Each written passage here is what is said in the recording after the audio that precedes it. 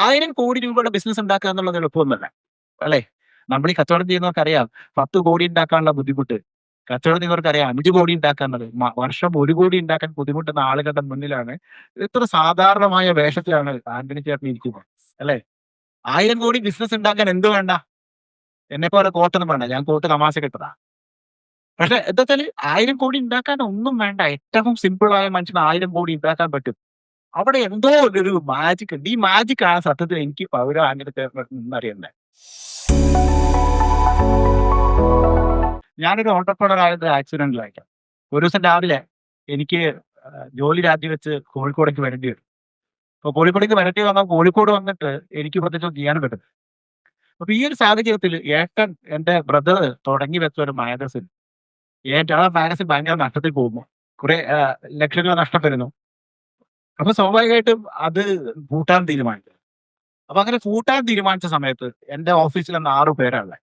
അപ്പൊ ഈ കമ്പനി വേറൊരു മുതലാളി റൺ ചെയ്യുന്ന ഒരു കമ്പനിയാണ്. അപ്പൊ ഞാൻ ഒടുവില് ഈ കമ്പനി എന്താ വെച്ചാൽ എന്നോട് അന്നൊരു സ്റ്റാഫ് ചോദിച്ചു, ഇത് എന്തുകൊണ്ട് നിങ്ങൾക്ക് ഒന്ന് ഏറ്റെടുത്ത് നടത്തിക്കൂടാ? അപ്പൊ ഞാനിതിന് മുമ്പ് ബിസിനസ് ഒന്നും നടത്തിയിട്ടില്ല.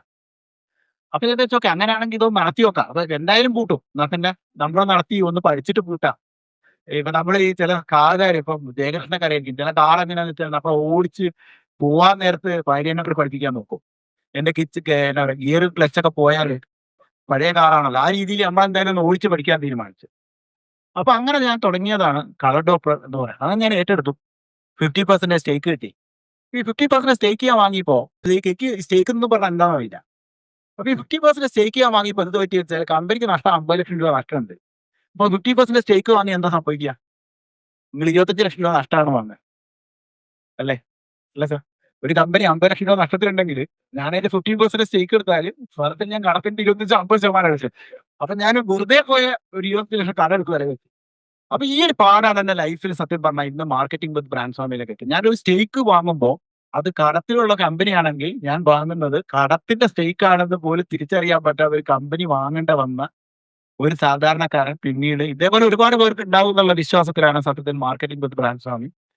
നമ്മൾ പോയി പെടുന്ന സ്ഥലങ്ങൾ ശരിയാണോ എന്ന് അറിയാൻ പറ്റാം. അപ്പൊ ഇതാണ് നമ്മളുടെ ഒരു intention of this project. Okay. അപ്പൊ ഇന്നത്തെ സെഷൻ നമ്മൾ വളരെ ക്ലിയർ ആയിട്ട് 5 സെക്ഷനായി ഡിവൈഡ് ചെയ്തിട്ടുണ്ട്. ആർക്ക് വേണമെങ്കിലും ചോദ്യങ്ങൾ ചോദിക്കാവുന്നതൊക്കെ. ഇപ്പൊ ഞാൻ ആന്റണി സാറിനെ പരിചയപ്പെട്ടിട്ട് ഇപ്പൊ ഒരു ഏകദേശം എനിക്ക് ഒരു 3-4 മാസമായിട്ട് ഞാൻ ആന്റണി സാറെ പരിചയപ്പെട്ടിട്ടുണ്ട്. അപ്പൊ ആന്റണി സാറെ പരിചയപ്പെട്ടപ്പോഴേക്ക് എനിക്ക് തോന്നിയ ഒരു കാര്യം, ഒരു മനുഷ്യൻ ആന്റണി സാർ ഞാൻ ആദ്യം കാണുന്നത് ഒരു വീഡിയോയിലാണ്. അപ്പൊ ഒരു വീഡിയോയിൽ കഥ പറയുന്ന ഒരു മനുഷ്യനല്ല ആന്റണി സാർ എന്ന് ഞാൻ പിന്നീട് സാറിന്റെ ലൈഫിൽ പരിചയപ്പെട്ട മനസ്സിലാക്കുകയാണ്. അവരുടെ വീഡിയോയിൽ പറയുന്നതല്ല. അതുകൊണ്ടാണ് സത്യത്തിൽ നമ്മൾ ഇങ്ങനെ ഇരിക്കേണ്ടി വരുന്നത്. ഇപ്പൊ നിങ്ങളുടെ ആന്റണി സാറിന്റെ വീഡിയോ കണ്ട കുറെ പേരെങ്കിലും ഇവിടെ ഉണ്ട് ഇല്ലേ? പക്ഷെ ആന്റണി സാർ വീഡിയോയിൽ കാണുന്ന ഒരു മനുഷ്യല്ല. വീഡിയോ ഒരു ക്യാമറ മുന്നിൽ വെച്ചിട്ട് ആരോ പറഞ്ഞു കൊടുക്കുമ്പോൾ പറയുന്ന ഒരു സാധനമാണ്. നമ്മൾ പലതും പറയുന്നുണ്ട്. പക്ഷെ അതിന്റെ ഉള്ളിൽ പാഷനേറ്റ് ഞാൻ പവിഴം ആന്റണിയെ ഞാൻ പരിചയപ്പെടുന്നതിന് മുമ്പ് പവിഴം ആന്റണിക്ക് പവിഴം ബ്രാൻഡ് ഉണ്ടാക്കിയ ഒരു ആന്റണിയാണ്. എന്നാൽ ഇപ്പൊ സത്യത്തിൽ ഞാൻ ഈ ട്രാൻസ്ഫോർമേഷൻ വിത്ത് ബ്രാൻഡ് ഫാമിലിയിലെ പവിഴം ആന്റണിയെ കുറിച്ച് സ്റ്റോറി എഴുതിയപ്പോൾ ഞാൻ പവിഴം റൈസ് ഉണ്ടാക്കിയ ആന്റണിയെ കുറിച്ചല്ല എഴുതിയത്. നിങ്ങളിൽ എത്ര പേർക്ക് അറിയാം വയനാട്ടില് ആന ഇറങ്ങുമ്പോ ആനയ്ക്ക് വേലി ഉണ്ടാക്കിയിട്ട് ഒരുപക്ഷെ ഏറ്റവും എഫക്റ്റീവ് ആയിട്ടുള്ള എലഫന്റ് വേലി എന്താ പറയാ ഫെൻസിങ് ഉണ്ടാക്കിയിട്ടുള്ളത് പവിഴം ആന്റണിയാണ്.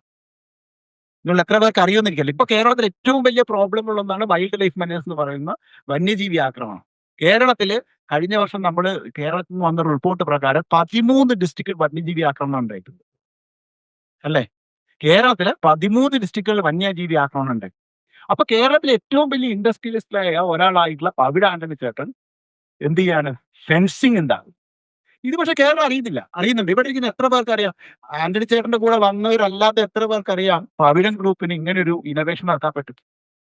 അല്ലെങ്കിൽ വേറൊരു കാര്യം ഞാൻ ചർച്ച ചെയ്ത സമയത്ത് ഞങ്ങൾ വന്ന സമയത്ത് കേരളത്തിൽ ഏറ്റവും കൂടുതൽ ഈ എന്താ പറയാ കേരളത്തില് ഈ ആദായം കുറയാൻ കാരണം മണ്ണിന്റെ പ്രശ്നമല്ല, വെള്ളത്തിന്റെ പ്രശ്നമാണ്. ഇങ്ങനത്തെ കണ്ടെത്തലുകൾ നടത്തുന്ന ആന്റണി ചേട്ടനുണ്ട്. അപ്പൊ എന്താണ് ഈ പവിഴത്തെ പവിഴമാക്കിയത് എന്നുള്ള ഒരു തിരിച്ചറിവ് അതിന് പിന്നിൽ ഉപയോഗിക്കുന്ന ഞാൻ പ്രൈമറിലി നോക്കുന്നത് ബിസിനസ് ആസ്പെക്ട് ആണ്. അതിന്റെ ഓപ്പറേഷൻ സൈഡ് ഞാനൊരു ഓപ്പറേഷൻസ് ആളല്ലാത്തതുകൊണ്ട് അതിന്റെ ഓപ്പറേഷൻ സൈഡിലേക്ക് ഈ ചർച്ച ഞാൻ കൊണ്ടുപോകില്ല. പക്ഷെ ചില രസകരമായ ഓർമ്മകൾ അതേപോലെ ആന്റണി ചേട്ടന് പറയാനുള്ള കാരണത്തിന്റെ പിന്നിൽ നടന്നിട്ടുള്ള അക്കാദമിക് ആയിട്ടുള്ള ആസ്പെക്ട് എന്താണ്? ഓക്കെ. ഇപ്പൊ ആന്റണി ചേട്ടൻ ഒരു കാര്യം ചെയ്തിട്ട് നമ്മുടെ ഒരു ബിസിനസ്സുകാരനും ഒരു അക്കാദമിഷ്യനും തമ്മിലുള്ള ഒരു വ്യത്യാസം ഞാൻ പറയാം. എന്താണ് ബിസിനസ്സുകാരൻ? നമ്മുടെ കോഴിക്കോട് ഭാഷയിൽ പറഞ്ഞ കച്ചവടക്കാരൻ. രാവിലെ കട തുറന്നു, വൈകുന്നേരം ആകുമ്പോൾ എത്ര രൂപ കിട്ടി, എത്ര രൂപ ചെലവായി. ഇതാണ് കോഴിക്കോടൻ കച്ചവടക്കാരൻ അല്ലേ? ഇതാണ് ശരിക്കും പറഞ്ഞാൽ ഏറ്റവും നല്ല കച്ചവടക്കാരൻ. ഞാൻ എപ്പോഴും കണ്ടിട്ടുള്ള ഇപ്പൊ നമ്മൾ നേരത്തെ ഞാൻ പറഞ്ഞല്ലോ, ഇൻവെസ്റ്റ്മെന്റ് വാങ്ങിയിട്ട് എനിക്ക് എന്താ പറയാ, കസ്റ്റമർ അക്വിസിഷൻ കോസ്റ്റ് എത്രയായാലും കുഴപ്പമില്ല, എനിക്ക് എന്ത് മതി, എനിക്ക് കസ്റ്റമർ അക്വയർ ചെയ്താൽ മതി എന്ന് പറയുന്ന തരത്തിലുള്ള ബിസിനസ്സുകാരെ അല്ല കേരളത്തിന് വേണ്ടത്. പ്യുവർലി പ്രോഫിറ്റ് ആൻഡ് ലോസ് നോക്കുന്ന ഇയാൻഡിൽ നോക്കുന്ന കച്ചവടക്കാരെയാണ് വേണ്ടതെന്ന് വിശ്വസിക്കുന്ന ഒരാളാണ് ഞാൻ. അത്തരത്തിലുള്ള ഒരാളാണ് ഇപ്പൊ അവിടെ ആന്റണിച്ചേട്ടൻ. അപ്പൊ നമുക്ക് എന്തായാലും സ്വന്തം അച്ഛൻ തുടങ്ങി വെച്ച ഒരു സ്ഥാപനം ഏറ്റെടുത്ത് അതിനെ 1000 കോടിയിലേറെ രൂപയില് 1000 കോടി രൂപയുടെ ബിസിനസ് ഉണ്ടാക്കുക എന്നുള്ളത് എളുപ്പമൊന്നുമല്ല. 1000 കോടിയുടെ ബിസിനസ് ഉണ്ടാക്കുക എന്നുള്ളത് എളുപ്പമാണെന്ന് നമ്മൾ ആരും വിശ്വസിക്കുകയും വേണ്ട. അല്ലേ? നമ്മൾ ഈ കച്ചവടം ചെയ്യുന്നവർക്കറിയാം 10 കോടി ഉണ്ടാക്കാനുള്ള ബുദ്ധിമുട്ട്. കച്ചവടം ചെയ്യുന്നവർക്കറിയാം 5 കോടി ഉണ്ടാക്കാന്നുള്ളത്. വർഷം 1 കോടി ഉണ്ടാക്കാൻ ബുദ്ധിമുട്ടുന്ന ആളുകളുടെ മുന്നിലാണ് ഇത്ര സാധാരണമായ വേഷത്തിലാണ് ആന്റണി ചേട്ടൻ ഇരിക്കുന്നത്. അല്ലേ? 1000 കോടി ബിസിനസ് ഉണ്ടാക്കാൻ എന്ത് വേണ്ട? എന്നെപ്പോലെ കോട്ടൊന്നും വേണ്ട. ഞാൻ കോട്ട് തമാശക്ക് ഇട്ടതാ. പക്ഷെ എന്താച്ചാല് 1000 കോടി ഉണ്ടാക്കാൻ ഒന്നും വേണ്ട. ഏറ്റവും സിമ്പിളായ മനുഷ്യന് 1000 കോടി ഉണ്ടാക്കാൻ പറ്റും. അവിടെ എന്തോ ഒരു മാജിക് ഉണ്ട്. ഈ മാജിക്കാണ് സത്യത്തിൽ എനിക്ക് പൗര ആന്റണി ചേട്ടനിൽ നിന്നറിയുന്നെ. എന്ത് മാജിക്കാണ്? ഒന്നുമില്ലാതിരുന്ന ഒരു സാധാരണ അച്ഛന്റെ മകൻ ഡിഗ്രി പഠിക്കുന്ന കാലത്ത് ജോലി വന്നു. അച്ഛന്റെ ബിസിനസ് ഏറ്റെടുത്തിട്ട് ഭവിഷ്യത്തെ 1000 കോടിയിലേക്ക് എത്തിച്ച കഥ. അതിന് പിന്നിൽ കുറച്ച് ടെക്നിക്കലായ കാര്യങ്ങൾ നമുക്ക് സംസാരിക്കാം. അതിൽ നിങ്ങളുടെ ചോദ്യം ചെയ്യാം. അപ്പം എനിക്ക് നമ്മുടെ ഒരു ബാല്യകാലം ഉണ്ടല്ലോ. എങ്ങനെയാണ് ഈ ബിസിനസ്സിലേക്ക് വരുന്നത് എന്നൊന്ന് പറയോ? അച്ഛന്റെ അടുത്ത് വരുന്നു. അച്ഛൻ എന്തായിരുന്നു ഈ ബാല്യകാലം ആദ്യ തുടക്കം എന്നൊന്ന് പറഞ്ഞു തരുമോ? എന്താ? ബാല്യകാലം എന്ന് പറഞ്ഞിട്ടുണ്ടെങ്കിൽ വീട്ടില് അപ്പൻ മരം ചെക്ക, ഈ ജാതിക്ക, അതേപോലെ അടയ്ക്ക, കുരുമുളക് ഇങ്ങനെയുള്ള സാധനങ്ങൾ ഈ തോട്ടങ്ങളിൽ നിന്ന് വാങ്ങിച്ച് കൊടുക്കുക എന്നുള്ളതാണ്. അത് ഉണക്കി ക്ലീൻ ചെയ്ത് കൊടുക്കുക എന്നുള്ള ഒരു ബിസിനസ്സാണ് ഞാൻ അദ്ദേഹത്തിന് കൂടുതൽ കണ്ടത്. അങ്ങനെ അപ്പനതൊക്കെ ചെയ്തുകൊണ്ടിരിക്കുന്നതിന്റെ ഒപ്പം തന്നെ അതിനുപരിയായിട്ട് നെല്ല് കച്ചവടം ഉണ്ടായി. അടുത്തുള്ള സ്ഥലങ്ങളിൽ നിന്ന് ഓരോ സീസണിൽ നെല്ല് വാങ്ങി അത് ചില സ്ഥലത്ത് നേരെ നെല്ലായിട്ട് കൊടുക്കും. പിന്നെ ചെറിയ ചെമ്പിൽ പുഴുങ്ങി അരിയായിട്ട് കൊടുക്കും. അന്ന് കാരയ്ക്ക് മാർക്കറ്റിൽ ചെറിയ അന്ന് ഈ അടിയന്തരാവസ്ഥ കാലത്തൊക്കെ നമുക്ക് ദാരിദ്ര്യം ഉള്ള ഒരു കാലഘട്ടമാണ്. ഇന്നത്തെ മാതിരി ഭക്ഷണത്തിന് ഇത്ര ദൗർബല്യം ഇല്ലാത്തൊരു സമയത്ത് ദാരിദ്ര്യം ഒരു നേരത്തെ ഭക്ഷണം കഴിക്കുക എന്നുള്ളത് അന്നത്തെ കാലത്ത് വല്ല വിശേഷങ്ങൾക്കാണ്. ഓണം അല്ലെങ്കിൽ അതുപോലെയുള്ള ഓരോ വിശേഷങ്ങൾക്കാണ് അന്ന് കാര്യമില്ല. അതല്ലാത്ത സമയങ്ങളിൽ ചാമ അങ്ങനെയൊക്കെയുള്ള ചെറിയ ചെറിയ ധാന്യങ്ങളാണ് കഴിക്കുന്നത്. നമ്മുടെ ഈ അങ്ങനെ ഒരു കാലഘട്ടം നമ്മുടെ ഈ കേരളത്തിലുണ്ടായിരുന്നു. കപ്പ ഇങ്ങനെയൊക്കെയാണ്, ചേമ്പ്, ചേന ഇതൊക്കെയാണ് നമ്മുടെ ഒരു മുഖ്യമായ ഭക്ഷണം. അങ്ങനെ ഒരു ദാരിദ്ര്യത്തിന്റെ ഒരു കാലഘട്ടങ്ങളിൽ എം.എസ്. സ്വാമിനാഥനെ പോലുള്ളവർ വന്നതിന് ശേഷം ഒരു ഹരിത വിപ്ലവമുണ്ട്. ഈ ഹരിത വിപ്ലവത്തോടാണ് ശരിക്കും ഇവിടെ നെല്ലുൽപാദനത്തിന് ഗവൺമെന്റും ജനങ്ങളും കൂടുതൽ ശ്രദ്ധ കൊടുത്തത്. അപ്പൊ ഈ അങ്ങനെ ആ നെല്ലുൽപാദനം വളരെ വ്യാപകമായിട്ട് വരികയും ഇന്നിപ്പോ ഈ നിലയിലെത്തുകയും ചെയ്തു. അപ്പൊ ഞങ്ങളെ സംബന്ധിച്ചിടത്തോളം വീട്ടിൽ ചെറിയ രീതിയിൽ നെല്ല് പുഴുങ്ങി ഉണങ്ങി ചെമ്പിൽ പുഴുങ്ങി ഉണങ്ങി അത് ഒരളവ് കുത്തി കൊടുക്കുന്ന സംവിധാനമായിരുന്നു തോട്ടക്ക മാർക്കറ്റിൽ, കാലടി മാർക്കറ്റിൽ. അതാണ് ഞാൻ കണ്ടുപിടിച്ചത്. അതങ്ങനെ വലുതായി. പിന്നെ അപ്പം തന്നെ എൻ്റെ 2 ചേട്ടന്മാർക്ക് റൈസ് മില്ല് ഇട്ട് കൊടുത്തു. അവര് റൈസ് മില്ല് നടത്തിക്കൊണ്ടിരിക്കുന്നു. ഇങ്ങനെയാണ് ഞാനൊരു ബിസിനസ് കാണുന്നത്. ഞാൻ ഒന്ന് ഇടപെട്ടോട്ടെ. നമ്മുടെ ഈ സെഷന്റെ പ്രത്യേകത സാറ് പറയുന്നതിൽ എനിക്ക് ഒരു ലെസണായിട്ട് തോന്നുന്ന പാഠം നിങ്ങളുമായിട്ട് സംസാരിക്കുക എന്നുള്ള രീതിയിലാണ് ഈ സെഷൻ നമുക്ക് കൊണ്ടുപോകുന്നത്. ഇതിൽ ഏറ്റവും വലിയ പ്രത്യേകത ഒരു ചെമ്പിൽ അരി പുഴുങ്ങി ഉള്ള പരിചയം, അതായത് അതിന്റെ ഏറ്റവും ബേസിക് മോഡലിൽ പഠിച്ച് അതിന്റെ സമയം എടുത്ത ശേഷമാണ് നമ്മൾ എന്ത് ചെയ്യുന്നത്, ഒരു റൈസ് മില്ല് ഫോർമാറ്റിലേക്ക് പോകുന്നത്, പിന്നീട് എക്സ്പാൻഷനിലേക്ക് പോകുന്നു. ഓക്കെ. ഇപ്പൊ നമ്മൾ പല സ്റ്റാർട്ടപ്പുകൾ ചർച്ച ചെയ്യുമ്പോൾ ഫസ്റ്റ് ആൻഡ് എക്സിറ്റ് പ്ലാൻ ആണ്. ഓക്കെ അല്ലെ? നമ്മൾ ആദ്യം എക്സിറ്റ് പ്ലാൻ ആണ്. 25 കോടി എങ്ങനെ ഉണ്ടാക്കും, 25 കോടി ഉണ്ടാക്കിയിട്ട് നമ്മൾ അങ്ങനെ എക്സിറ്റ് പ്ലാൻ ഉണ്ടാക്കും എന്നുള്ളതാണ്. മറ്റേത് പവിഴാദ്രിച്ചേട്ടനെ പോലെയുള്ള വളരെ സോളിഡ് ആയിട്ടുള്ള ബിസിനസ്സുകാരെ, ഇപ്പൊ കുട്ടിസാറെ പോലെയുള്ള ആളുകൾ ഇവിടെ കേരളത്തിൽ ഒരുപക്ഷെ ഏറ്റവും ഫേമസ് ആയിട്ടുള്ള മാർക്കറ്റിംഗ് കമ്മ്യൂണിക്കേഷൻ എക്സ്പേർട്സ് ഉണ്ട്. അപ്പൊ കുട്ടിസാറിനെ പോലുള്ള ആളുകളൊക്കെ വളർത്തിക്കൊണ്ടുവന്ന ബ്രാൻഡുകൾ എങ്ങനെയാന്ന് വെച്ചാൽ വളരെ ഈസ്റ്റേണിന്റെ ഒക്കെ വളരെ ക്ലോസ് ആയിട്ടുള്ള നോക്കുന്ന ഒരാളാണ്. അപ്പൊ നീ പറഞ്ഞാല് ഒരു റൈസ് ഒരു എന്താ പറയുക റൈസിന് എന്ത് ചെയ്യും? നമുക്ക് വേണ്ട ഒരു ആറ്റിറ്റ്യൂഡ് എന്താണ്? ഇതാണ് നമ്മൾ ഈ അഭിനവ് ആന്റണി സാറിന് പഠിക്കേണ്ട ഒരു കാര്യം. ഒരു നെല്ല് കുത്തി പുഴുങ്ങി അത് അതിന്റെ എക്സ്ട്രീം. ഇപ്പൊ നമ്മുടെ സൊമാറ്റോന്റെ സിഇഒ എല്ലാ ആഴ്ചയിലും ഒരു ദിവസം ഡെലിവറിക്ക് പോകുന്നുള്ളത് വലിയ കാര്യമായിട്ട് പറയുന്നു. ഇപ്പൊ ഇവിടെ ഇരിക്കുന്ന ബിസിനസ്സുകാരിൽ എത്ര പേര് ചെയ്യുന്നുണ്ട്? നമ്മൾ ചെയ്യുന്ന പണിയെ ഏറ്റവും ബേസിലേക്ക് ഇറങ്ങി പരിചയമുള്ളതുകൊണ്ട് തന്നെ ആ ബിസിനസ്സിൽ പവിഴ ആന്റണി ചേട്ടനെ തോൽപ്പിക്കാൻ വേണ്ട പണിയാ. അല്ലേ? അപ്പൊ ഏറ്റവും ബേസിൽ തുടങ്ങുന്നു. എന്നിട്ട് റൈസ് മിൽ സ്റ്റാർട്ട് ചെയ്യുന്നു. ഈ റൈസ് മിൽ സ്റ്റാർട്ട് ചെയ്ത് കഴിഞ്ഞിട്ട് നെക്സ്റ്റ് സ്റ്റെപ്പിലാണ് എനിക്ക് തോന്നുന്നത് ഒരുപക്ഷെ പവിഴത്തിന്റെ വളരെ രസകരമായ ഒരു സ്റ്റോറി നമുക്ക് കേൾക്കാൻ പറ്റുന്നത്. ഇപ്പൊ പവിഴ ആന്റണി ചേട്ടൻ ചൈനയിൽ പോയൊരു കഥയുണ്ട്. ഇത് ഞാൻ മുമ്പ് പലവട്ടം എനിക്കിത് തമാശയായിട്ട് തോന്നിയിട്ടുണ്ട്. ആ ചൈനയിൽ പോയ കഥയൊന്ന് പറയുമോ? ചൈന പോയെന്നുണ്ടെങ്കിൽ ഞാൻ ആ ഈ ചേട്ടന്റെ കൂടെ ഞാൻ ബിസിനസ് ചെയ്തു. അത് ഞാൻ തനിച്ച് സ്വന്തമായിട്ട് വാടകയ്ക്ക് മില്ലെടുത്ത് നടത്തിക്കൊണ്ടിരിക്കുകയാണ്. അപ്പൊ ആ കാലഘട്ടങ്ങളിലൊക്കെ നമ്മൾ ഈ ഇൻഡസ്ട്രിയൽ ഡിപ്പാർട്ട്മെന്റൊക്കെ ആയിട്ട് നല്ല ഒരു റിലേഷനാണ്. കാരണം ഞങ്ങൾക്ക് എന്തെങ്കിലും ഇൻഫർമേഷൻ തരുകയോ അല്ലെങ്കിൽ മറ്റുള്ള കാര്യങ്ങൾ കിട്ടുന്നത് വ്യവസായ എന്തായാലും നമുക്ക് ലൈസൻസ് ഇങ്ങനെയുള്ള കാര്യങ്ങളൊക്കെ ആയിട്ട് ഓടി നടക്കുന്നതാണ്. അപ്പൊ അങ്ങനെ നടക്കുമ്പോൾ സ്വാഭാവികമായിട്ടും ഇവിടെ കേരള ഗവൺമെന്റ് തന്നെ പുറം രാജ്യങ്ങളിലേക്ക് ഈ എക്സിബിഷനൊക്കെ ആയിട്ട് പോകുന്ന ശീലമുണ്ടായിരുന്നു. ഞാൻ പോകാൻ അവരുടെ കൂടെ ഡെലിഗേഷൻ പോകും. അങ്ങനെ ഇരിക്കുന്ന സമയത്ത് ചൈനയ്ക്ക് ഡെലിഗേഷൻ ഉണ്ടായില്ല. ചൈനയ്ക്ക് നമ്മുടെ ഒരു പഴയൊരു ഡീലറും ഞങ്ങളും ഞാനും എൻ്റെ ഒരു ഫ്രണ്ടും കൂടിയിട്ട് ഞങ്ങളപ്പോൾ പുതിയ മിഷനറി മേടിക്കാനെന്നുള്ള ആവശ്യമായിട്ട് ചൈനയിൽ പോകണം. ചൈന പോകും 96 കാലഘട്ടങ്ങളിലാണ്. അന്ന് അവിടെ ഹൈ സ്പീഡ് ട്രെയിൻ സ്റ്റാർട്ട് ചെയ്തിട്ടില്ല. പോണുള്ളൂ. അത് കഴിഞ്ഞപ്പോൾ ഞാൻ 2 പ്രാവശ്യം ഒരിക്കലും വല്ലപ്പോഴും ഇടയ്ക്ക് പോകാറുണ്ട്. മിക്കവാറും വർഷങ്ങളിൽ ഞാൻ കാനഡൻ ഫെയറിന് പോകാറുണ്ട്. അപ്പൊ ഓരോ ഘട്ടങ്ങൾ നമുക്കറിയാം. ആദ്യം വന്നത് ബീജിംഗിന്ന് ഷാങ്ഹായി ആയിരുന്നു. ഹൈ സ്പീഡ് ട്രെയിൻ വന്നു. ഇപ്പോ എല്ലാ പ്രൊഫഷനിലും ഹൈ സ്പീഡ് ട്രെയിനായി. പിന്നെ അതേപോലെ റോഡും ഫ്ലൈ ഓവറുകളും ഒക്കെ ഭയങ്കര ഈ ഭാഷ അറിയാതെ ചൈന പോലുള്ള സ്ഥലത്ത് പോയിട്ട് നമുക്ക് ഭാഷ അറിയില്ല. ഇവരോടങ്ങനെ സംസാരിക്കണമെന്നല്ല. അതിനെ എങ്ങനെ ഹാൻഡിൽ അതിന് എന്ന് പറയുമ്പോൾ ഈ പർട്ടിക്കുലർ നമുക്കുടെ ആവശ്യം എന്താ? ഞങ്ങൾക്ക് മില്ലിംഗ് മെഷീനറിയാണ്. നമുക്ക് സ്വാഭാവികമായിട്ടും ഒരു ഐഡിയ ഉണ്ട്. അവര് വിൽക്കാൻ വെച്ചിരിക്കുന്നത് മില്ലിംഗ് മെഷീനറി പാർട്ടിയെയാണ്. അപ്പൊ ഈ പാർട്ടിയെ കാണുകയും അവർ നമ്മൾ കാണിച്ചു തരികയും നമ്മളൊക്കെ ചെയ്തു. ഇവിടെ ഈ ഭാഷ വലിയ ഫ്ലുവന്റ് ആയിട്ട് സംസാരിക്കുന്നതിലുപരി നമ്മളുടെ ഭാവവും ആംഗ്യവും കാര്യങ്ങളും പിന്നെ അത്യാവശ്യം നമ്മളിങ്ങനെയൊക്കെ കാണിക്കുന്നതും ഒക്കെ കൂടി വരുമ്പോൾ അത് ഭയങ്കരമായിട്ട് സിങ്ക്രണൈസ് ചെയ്യാണ്. കാരണം അവിടെയും ഈ ഇംഗ്ലീഷ് ഭാഷ വളരെ മോശമാണ്. അന്ന് തീരെയില്ല. അന്ന് അവർക്ക് ഇത് കഴിഞ്ഞ പിന്നെയാണ് അവരുടെ നാക്ക് ഒക്കെ അവര് പ്രത്യേക സ്പെഷ്യൽ ഓപ്പറേഷൻ ഒക്കെ ചെയ്തിട്ട് കുറെ ആളുകൾ ഇംഗ്ലീഷ് ഭാഷ പഠിക്കാൻ വേണ്ടിയിട്ട് തയ്യാറാവുന്നു. അപ്പൊ ഈ ഒരു ബുദ്ധിമുട്ടുള്ളതുകൊണ്ട് നമ്മുടെ ഫ്ലുവൻസി അവർക്ക് കിട്ടാത്തത് കൊണ്ട് ആ സമയത്ത് വളരെ ടഫായിരുന്നു. നമ്മൾ എനിക്ക് കൃത്യമായിട്ടില്ല. എന്റെ കൂടെ വന്നവർക്ക് അല്പം കുറച്ചൊക്കെ അറിയാം. അപ്പൊ ഇവർക്ക് ഇത് അറിയില്ലാത്തത് എന്ന് വെച്ചിട്ട് അവരുടെ വിഷയം വരുന്നില്ല. ഞങ്ങളുടെ ആവശ്യം അവരുടെ ആവശ്യം രണ്ടും ഒന്നായതുകൊണ്ട് ഇതൊരു ആംഗ്യ ഭാഷയിലും നമ്മുടെ അത്യാവശ്യമുള്ള കമ്മ്യൂണിക്കേഷനിലും കൂടിയിട്ട് രണ്ടുപേർക്കും മനസ്സിലാവും. പിന്നെ പ്രൈസ് നമ്മൾ എമൗണ്ട് എഴുതി കാണിച്ചു കൊടുക്കുമ്പോൾ ശരിയായല്ലോ. പിന്നെ അങ്ങനെ ഇതില്ല. അപ്പൊ ഇതിനകത്ത് അവര് ശരിയായി നടക്കുന്നുണ്ടെങ്കിൽ രണ്ടുപേരും ഒരേപോലെ ചിന്തിക്കുന്നത് കൊണ്ട് ഭാഷ അതിനൊരു വിഷയമല്ലാതെയാണ്. അതാണ് ഞങ്ങൾക്ക് കിട്ടിയൊരു ഓപ്പർച്യൂണിറ്റി. അങ്ങനെ ഇന്ത്യയിലേക്ക് ആദ്യമായിട്ട് റൈസ് മിഷനറി ഇമ്പോർട്ട് ചെയ്തത് ഞങ്ങളാണ്. ഈ റൈസ് മിൽ അതിന്റെ കാരണം എന്ന് പറഞ്ഞാൽ അന്ന് ബോയിലർ സെറ്റാക്കിയാണ് ഏറ്റവും ലീഡിങ് കമ്പനികൾ ജപ്പാനിലെ ജർമ്മനിയുടെ. അപ്പൊ ഇത് വലിയൊരു കോസ്റ്റാണ്. അതേസമയം ചൈന മെഷീൻ നല്ലൊരു ചീപ്പാണ്.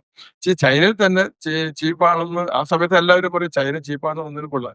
അതിൽ തന്നെ ബെറ്റർ കമ്പനികൾ ഉണ്ടാവും. അങ്ങനെ ഒരു ബെറ്റർ കമ്പനിയെ നമ്മൾ കണ്ടെത്തുകയും ആ കമ്പനിയിൽ നിന്നിട്ട് നമ്മളിത് കണ്ടു കഴിഞ്ഞപ്പോൾ നമുക്ക് ബോധ്യപ്പെട്ടു ഇത് റണ്ണാവുന്നത്. ആ ബോധ്യത്തിന്റെ പുറത്ത് ആ വിശ്വാസത്തിന്റെ പുറത്ത് നമ്മൾ പർച്ചേസ് ചെയ്യുകയും അങ്ങനെ ആരും ഈ ധൈര്യപ്പെടാതിരുന്ന ആ ഒരു ചലഞ്ച് 96 ഞങ്ങള് ചൈനയിൽ നിന്നിട്ടും 3 ടണ്ണിന്റെ റൈസ് മിൽ മെഷീനറി പർച്ചേസ് ചെയ്തതാണ്. ഇതിലെ ഒരു കാര്യമുള്ളത് ഞാൻ ശ്രദ്ധിച്ച ഒരു കാര്യത്തിൽ ഞാൻ ആസ് എ ബിസിനസ് ഓണർ എനിക്ക് പറയാനുള്ള ഒരു കാര്യം നമുക്ക് എപ്പോഴും ഒരു പ്രശ്നം വെച്ചാല് നമുക്ക് ഇംഗ്ലീഷ് സംസാരിക്കാൻ അറിയില്ല, അല്ലെങ്കിൽ നമുക്കൊരു ഭാഷ അറിയില്ല, നമുക്ക് കമ്മ്യൂണിക്കേഷൻ അറിയില്ല എന്ന് പറഞ്ഞാൽ മടിച്ചു നിൽക്കുന്നതാണ് നമ്മളൊക്കെ പരാജയപ്പെടാനുള്ള ഒരേ ഒരു കാരണം, അല്ലേ? നമ്മൾ എത്ര പേര് ധൈര്യത്തോടെ നമ്മുടെ ബ്രാൻഡിനെ കുറിച്ച് പ്രസന്റ് ചെയ്യും? നമ്മുടെ ബ്രാൻഡിന്റെ ഒരു എക്സ്ട്രീം ഒരു എൻഡിലേക്ക് പോകും. ധൈര്യത്തോടു കൂടി എന്ത് നമുക്ക് ആംഗ്യ ഭാഷയുണ്ട്, നമുക്ക് കാര്യം അറിയാമെങ്കിൽ സംസാരിക്കാൻ പറ്റുമെങ്കിൽ ധൈര്യത്തോടെ പറയാവുന്ന ഒരു സാഹചര്യം ഉണ്ടെങ്കിൽ നമുക്ക് ഏതിനെയും എന്തിനേയും ഓവർകം ചെയ്യാമെന്ന് പറയുന്ന ഒരു സാഹചര്യമേ ഉള്ളൂ. അപ്പൊ അതാണ് എനിക്ക് തോന്നുന്നത് പവിഴം ഗ്രൂപ്പിന്റെ വലിയ സക്സസ് എന്ന് പറയുന്നത്. പുള്ളിക്ക് ഭാഷയിൽ പ്രശ്നമല്ല. ഞാൻ എപ്പോഴും പറയാറുണ്ട്, ഇപ്പൊ ഏറ്റവും നല്ല കമ്മ്യൂണിക്കേഷൻ ചെയ്യുന്ന ആളൊന്നല്ല ലോകത്തെ ഏറ്റവും നല്ല ബിസിനസ്സുകാരൻ. അപ്പൊ നമ്മൾ ധൈര്യത്തോടെ നമ്മുടെ പ്രൊഡക്റ്റിനെ കുറിച്ച് അന്വേഷിച്ചറിഞ്ഞാൽ ലോകത്ത് എവിടെയായാലും ഇപ്പൊ ഞാൻ ഇന്നലെ എജു മാർട്ട് എന്ന് പറഞ്ഞ കോഴിക്കോട് ഒരു കമ്പനി, അവര് സ്കൂൾ മാർട്ട് എന്ന് പറഞ്ഞപ്പം അവരൊരു ഒരിക്കലും ഒരു കുറെ വർഷങ്ങൾക്ക് മുമ്പ് അവരൊരു അത്ഭുതം കാണിച്ചത്. ഒരു ഒരു സ്കൂൾ ബുക്സിന് വേണ്ടി മാത്രം ഒരു മോള്. അപ്പൊ ഇന്നലെ പുള്ളി പറയുന്നത് ഈ ജർമ്മനിയില് പുള്ളി ഇപ്പം എന്താ പറയാ അവിടെ ഏതോ ഒരു ഏജന്റിനെ ഏൽപ്പിച്ചിരിക്കുകയാണ് ഏറ്റവും പുതിയ പ്രിന്റിംഗ് പ്രസ് വരുന്നത് അറിയാം. എപ്പോഴും പുതിയ പ്രിന്റിംഗ് പ്രസ് എന്നാ പുള്ളി അറിയും. അപ്പൊ നമ്മളിൽ പലർക്കും വരുന്ന ഒരു പ്രോബ്ലം എന്താ വെച്ചാൽ സാറിനെ പോലെ ധൈര്യമില്ല. അതായത് ചൈനയിൽ പോയിട്ട് കണ്ടും പൂട്ടിയിട്ട് അറിയാത്ത ഭാഷയുള്ള സ്ഥലത്ത് പോയിട്ട് എക്സ്പ്ലോർ ചെയ്യാൻ നമ്മൾ പലപ്പോഴും നിൽക്കുന്നില്ല. അപ്പൊ ഇതൊരു വളരെ ക്രിട്ടിക്കൽ ആയിട്ടുള്ള ഒരു പാഠമായിട്ട് എനിക്ക് തോന്നുന്നു. നമ്മൾ പഠിക്കേണ്ട രണ്ടാമത്തെ ഒരു പാഠമായിട്ട് എനിക്ക് തോന്നുന്നത് സാറിന്റെ ജീവിതത്തിൽ അതാണ്. പിന്നെ മറ്റൊരു ഇപ്പം പവിഴം സാർ എങ്ങനെയാണ് ഈ ടെക്നോളജി ഇന്നോവേഷൻസ് എപ്പോഴും സാറ് ഭയങ്കര എനിക്ക് തോന്നുന്നു AI ഒക്കെയാണ് പവിഴത്തില് നമ്മൾ AI പറയുന്നു, പവിഴം AI ഒക്കെ ഉപയോഗിച്ചിട്ട് റൈസ് സോപ്പ് ചെയ്യുന്നു അല്ലേ? ഈ ടെക്നോളജി എങ്ങനെ ഫോളോ ചെയ്യുന്നത് ശരിക്കും? അല്ല, നമുക്ക് വളരാൻ വേണ്ടിയിട്ട് ഇനി ഇതൊരു ആവശ്യമായിട്ട് വന്നേക്കാണ്. ആവശ്യമായിട്ട് വന്നു കഴിഞ്ഞാൽ നമ്മളുടെ പ്രൊഡക്റ്റിൽ തന്നെ നമ്മൾ ഫുള്ളായിട്ട് ഇൻവോൾവ്മെന്റ് ആകുമ്പോൾ നമ്മുടെ പ്രൊഡക്റ്റിന്റെ ഡെവലപ്മെന്റും ബൈ പ്രൊഡക്റ്റിന്റെ യൂട്ടിലൈസേഷനും നമുക്ക് വളരെ ഫോക്കസ് ആയിട്ട് കിട്ടും. അപ്പൊ അതില് എടുത്തു പറയാനുള്ള ഒരു കാര്യം എന്ന് പറഞ്ഞിട്ടുണ്ടെങ്കിൽ, റൈസ് ഇന്നിപ്പോ നമ്മൾ കാണുന്ന റൈസിനെ നമുക്ക് ഏത് വേവിലും കൃത്യമായിട്ട്, അല്ലെങ്കിൽ കസ്റ്റമർ ആഗ്രഹിക്കുന്ന വേവിൽ നമുക്ക് കൊടുക്കാൻ പറ്റും. എന്നാൽ റൈസിൽ അടങ്ങിയിരിക്കുന്ന അമിലോപെറ്റും അമിലോ കണ്ടന്റ് മാത്രമാണ്.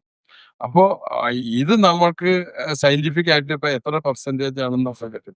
ഇതാണ് ഈ അരി വേവ് കഴിഞ്ഞ് കുഴയുന്ന ഒരു ഘടകമുണ്ട്. ഇത് അറിഞ്ഞു കഴിയുമ്പോൾ ഇതിന് ഈ കുറവുള്ള അമിലോപെറ്റിന് അമിലോസും അമിലോപെറ്റും. ഇപ്പൊ അമിലോസ് കുറവുള്ള ഇതിന് നമ്മൾ എന്ത് ചെയ്യണം? സ്വല്പം ഫോർട്ടിഫിക്കേഷൻ ചെയ്തിച്ച് മാത്രം മതി. പഴയ സ്ട്രോങ് ആയിട്ടുള്ള അരിയുടെ ഫോർട്ടിഫിക്കേഷൻ ചെയ്ത് കഴിഞ്ഞാൽ ആ വേവ് നമുക്ക് കറക്റ്റായിട്ട് കൊടുക്കാൻ പറ്റും. അമേരിക്കയിലൊക്കെ അങ്കിൾ ബെൻസ് എന്ന് പറഞ്ഞ അരിയാണ്. അപ്പൊ എല്ലാവരും പറയും ആ അരി കുഴയില്ല, ചോറായിട്ട് ഒട്ടുമില്ല. നമുക്ക് അതേപോലെ അങ്ങനെ അരി ഉണ്ടാക്കാൻ പറ്റും. ഞങ്ങളങ്ങനെ അപ്പൊ നമുക്കൊരു ആവശ്യമായിട്ട് വന്നപ്പോൾ നമ്മൾ അതിനെപ്പറ്റി പഠിക്കുകയും അതിനെപ്പറ്റി റിസർച്ച് ചെയ്യുകയും ഞാനല്ല പഠിക്കുന്നത്, ഞാൻ മറ്റുള്ള ആളുകളുടെ സഹായം സ്വീകരിക്കുകയാണ് ചെയ്യുന്നത്. അല്ലാണ്ട് എനിക്ക് ഇനിയിപ്പോ ശാസ്ത്രജ്ഞനാവാനോ അല്ലെങ്കിൽ ഇനി പോയി പഠിക്കാനോ, ഞാനൊരു പ്രീ ഡിഗ്രി ഒരു IT ബാക്ക്ഗ്രൗണ്ടാണ്. അപ്പൊ ഞാൻ ഈ കഴിവുള്ള ആളുകളുടെ സമയവും അവരുടെ എക്സ്പെർട്ടും ഞാൻ സ്വീകരിക്കുകയാണ് ചെയ്തത്. അത് കിട്ടാൻ പാകത്തിന് നമ്മൾ അവരായിട്ട് നന്നായിട്ട് മിങ്കിൾ ചെയ്യാണ്. അതാണ് ഇത്. അപ്പൊ അവര് ഒരു ഡിമാൻഡ് ഇല്ലാതെ, അല്ലെങ്കിൽ അവര് നല്ലൊരു ആത്മാർത്ഥതയോടെ നമുക്ക് വേണ്ടിയിട്ട് അവർ ആ ക്ഷീണം പ്രയത്നിക്കുകയാണ്. അതുകൊണ്ട് തന്നെയാണല്ലോ ഈ ഇപ്പൊ നമ്മള് എലിഫൻസ് എന്ന് പറഞ്ഞ് ഒരു പ്രോബ്ലം കണ്ടു. ആ പ്രോബ്ലം കണ്ടപ്പോ നമ്മുടെ കൂടെ ഉള്ള ജ്ഞാനികൾ എന്ന് പറഞ്ഞിട്ടുണ്ടെങ്കിൽ ഒക്കെ നോളജ് പേഴ്സണാണ്. അവരെ നമ്മൾ വളർത്തിയെടുക്കുകയാണ് ചെയ്യുന്നത്. ആ വളർത്തിയെടുക്കുമ്പോൾ അവരുടെ ഒരു സ്കില്ലുണ്ടെന്ന് നമ്മൾ മനസ്സിലാക്കുകയാണ്.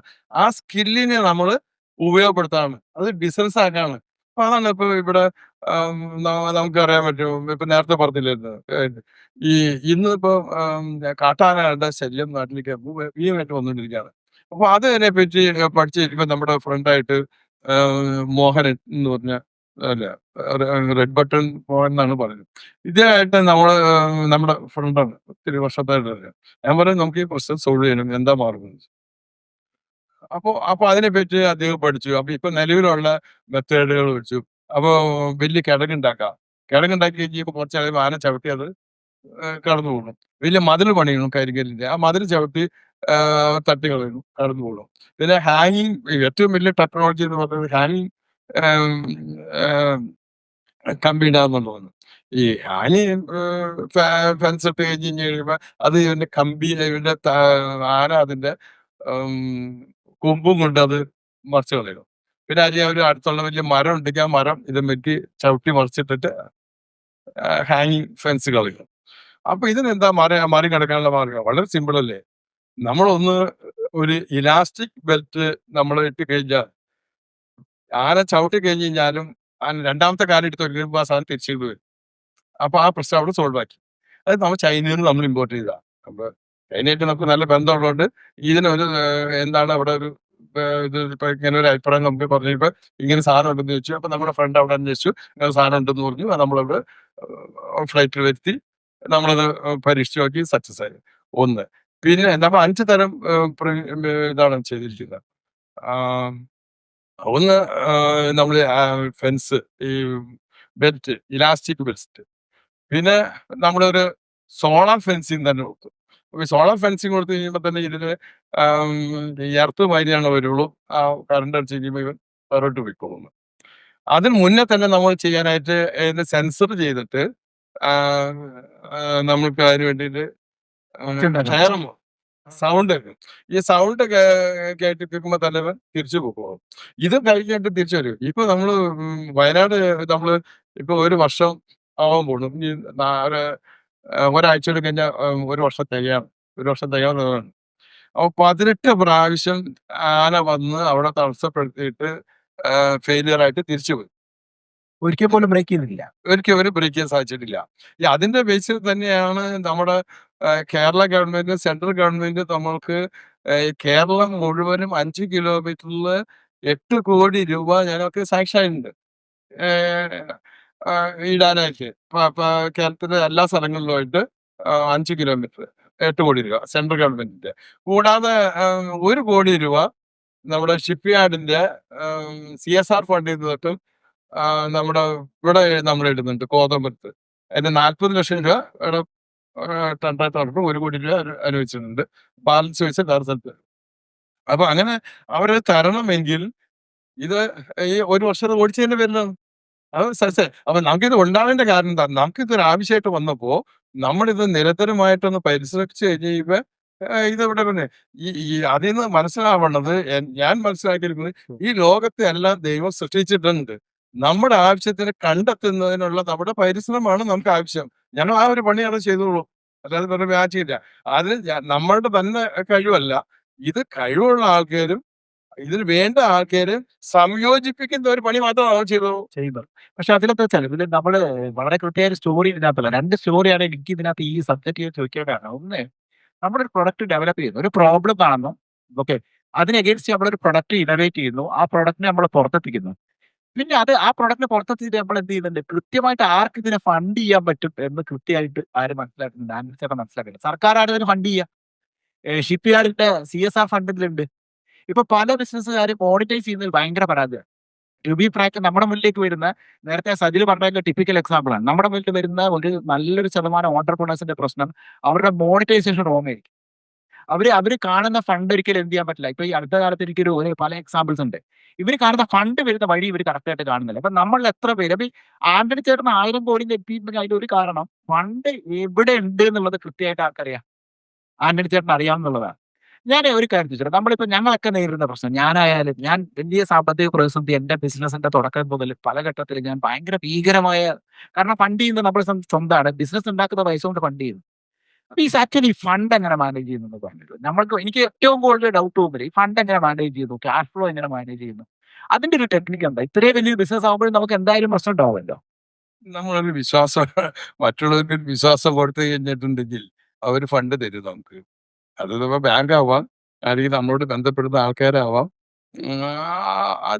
അതിനു വേണ്ടി ഇരിക്കുന്നവര്, ഞാൻ പറഞ്ഞു ഈ പൈലറ്റ് തന്നെ ഒരു കാര്യം പറഞ്ഞിട്ടുണ്ടെങ്കിൽ, നമ്മളൊരു കാര്യം ആഗ്രഹിച്ചിട്ടുണ്ടെങ്കിൽ ലോകം നമ്മുടെ കൂടെ നിൽക്കുമെന്ന് പറഞ്ഞതിന്റെ അർത്ഥം നമ്മൾ ഒരു കാര്യം ആഗ്രഹിക്കുകയും അതിന് പിന്നാലെ നിൽക്കുകയും ചെയ്തിട്ടുണ്ടെങ്കിൽ അത് സാധിക്കും. അപ്പൊ ഫണ്ട് തരാൻ വേണ്ടിയിട്ട് ഒരു ഭാഗം ജനം ഇവിടെ ഉണ്ട്.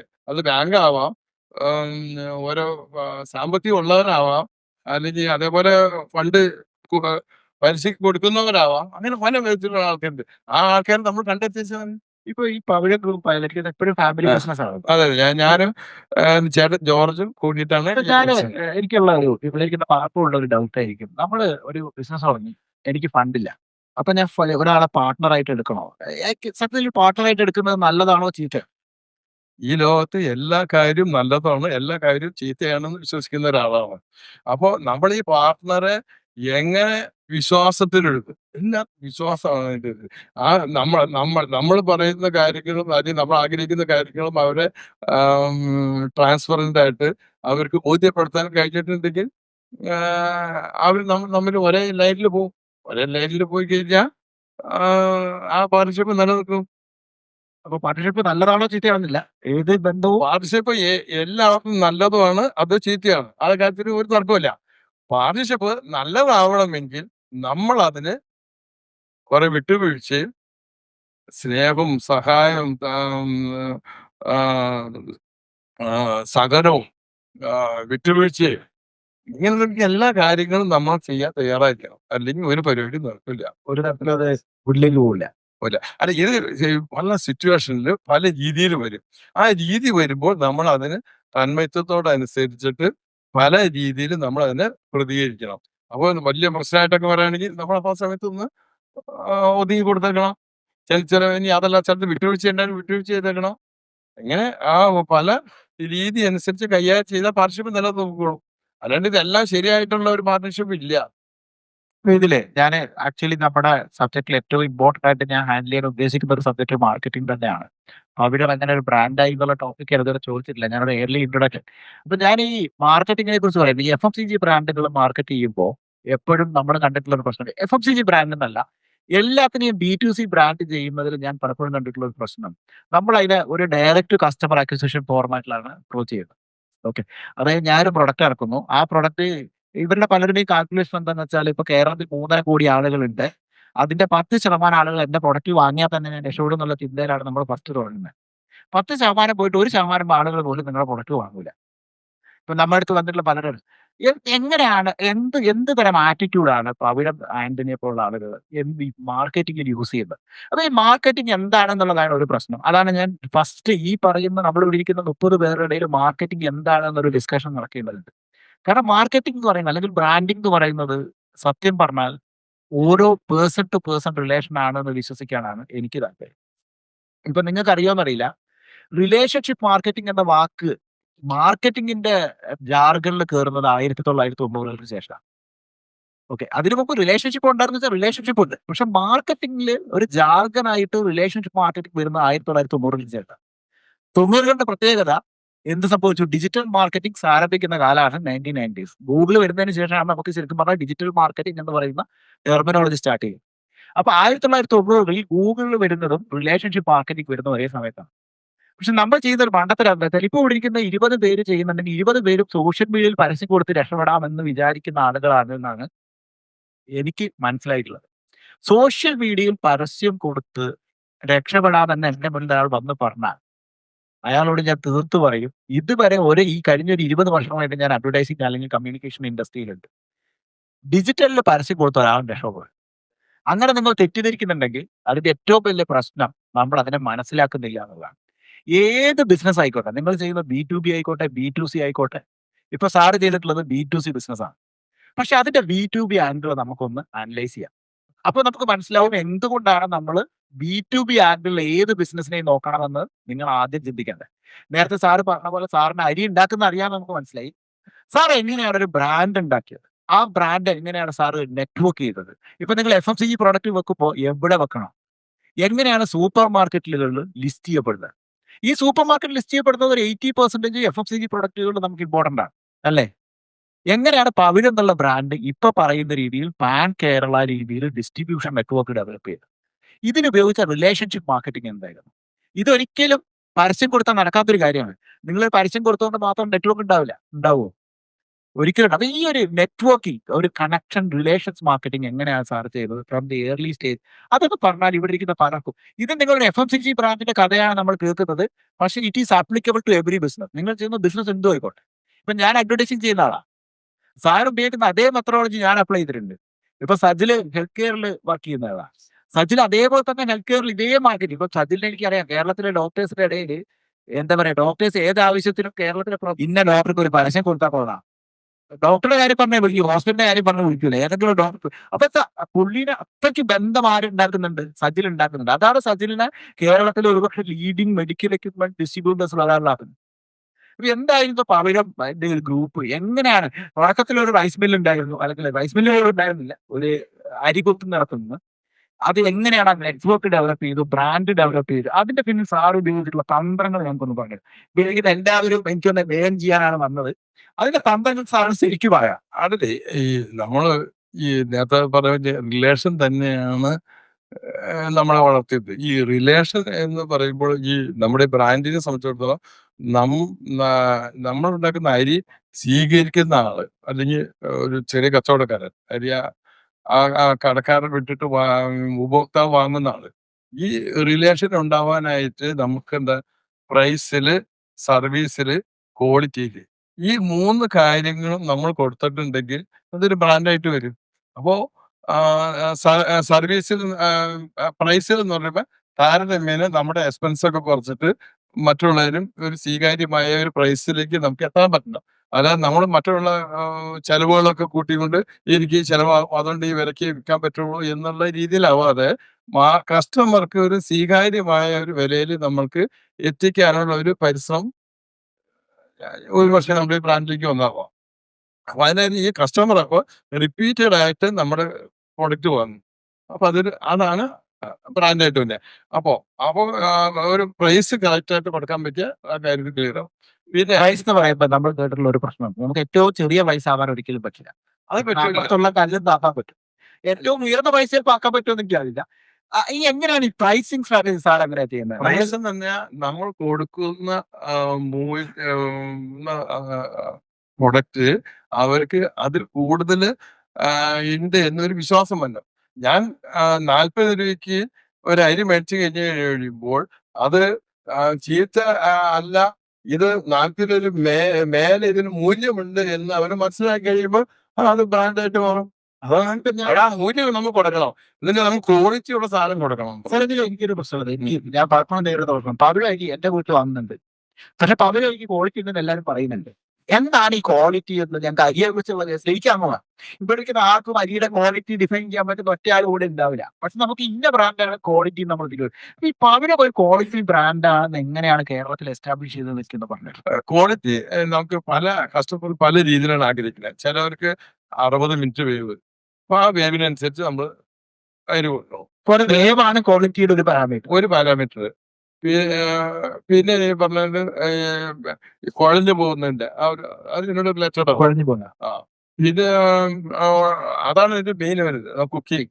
കുക്കിംഗ് ചെയ്ത് കഴിഞ്ഞ് കഴിയുമ്പോൾ ഒരു ചോറിനോട് ഒട്ടാതിരിക്കുക എന്നുള്ളതാണ് ഈ കേരളത്തിലെ ആൾക്കാർക്ക് ഒരു ക്വാളിറ്റി പാരാമീറ്റർ.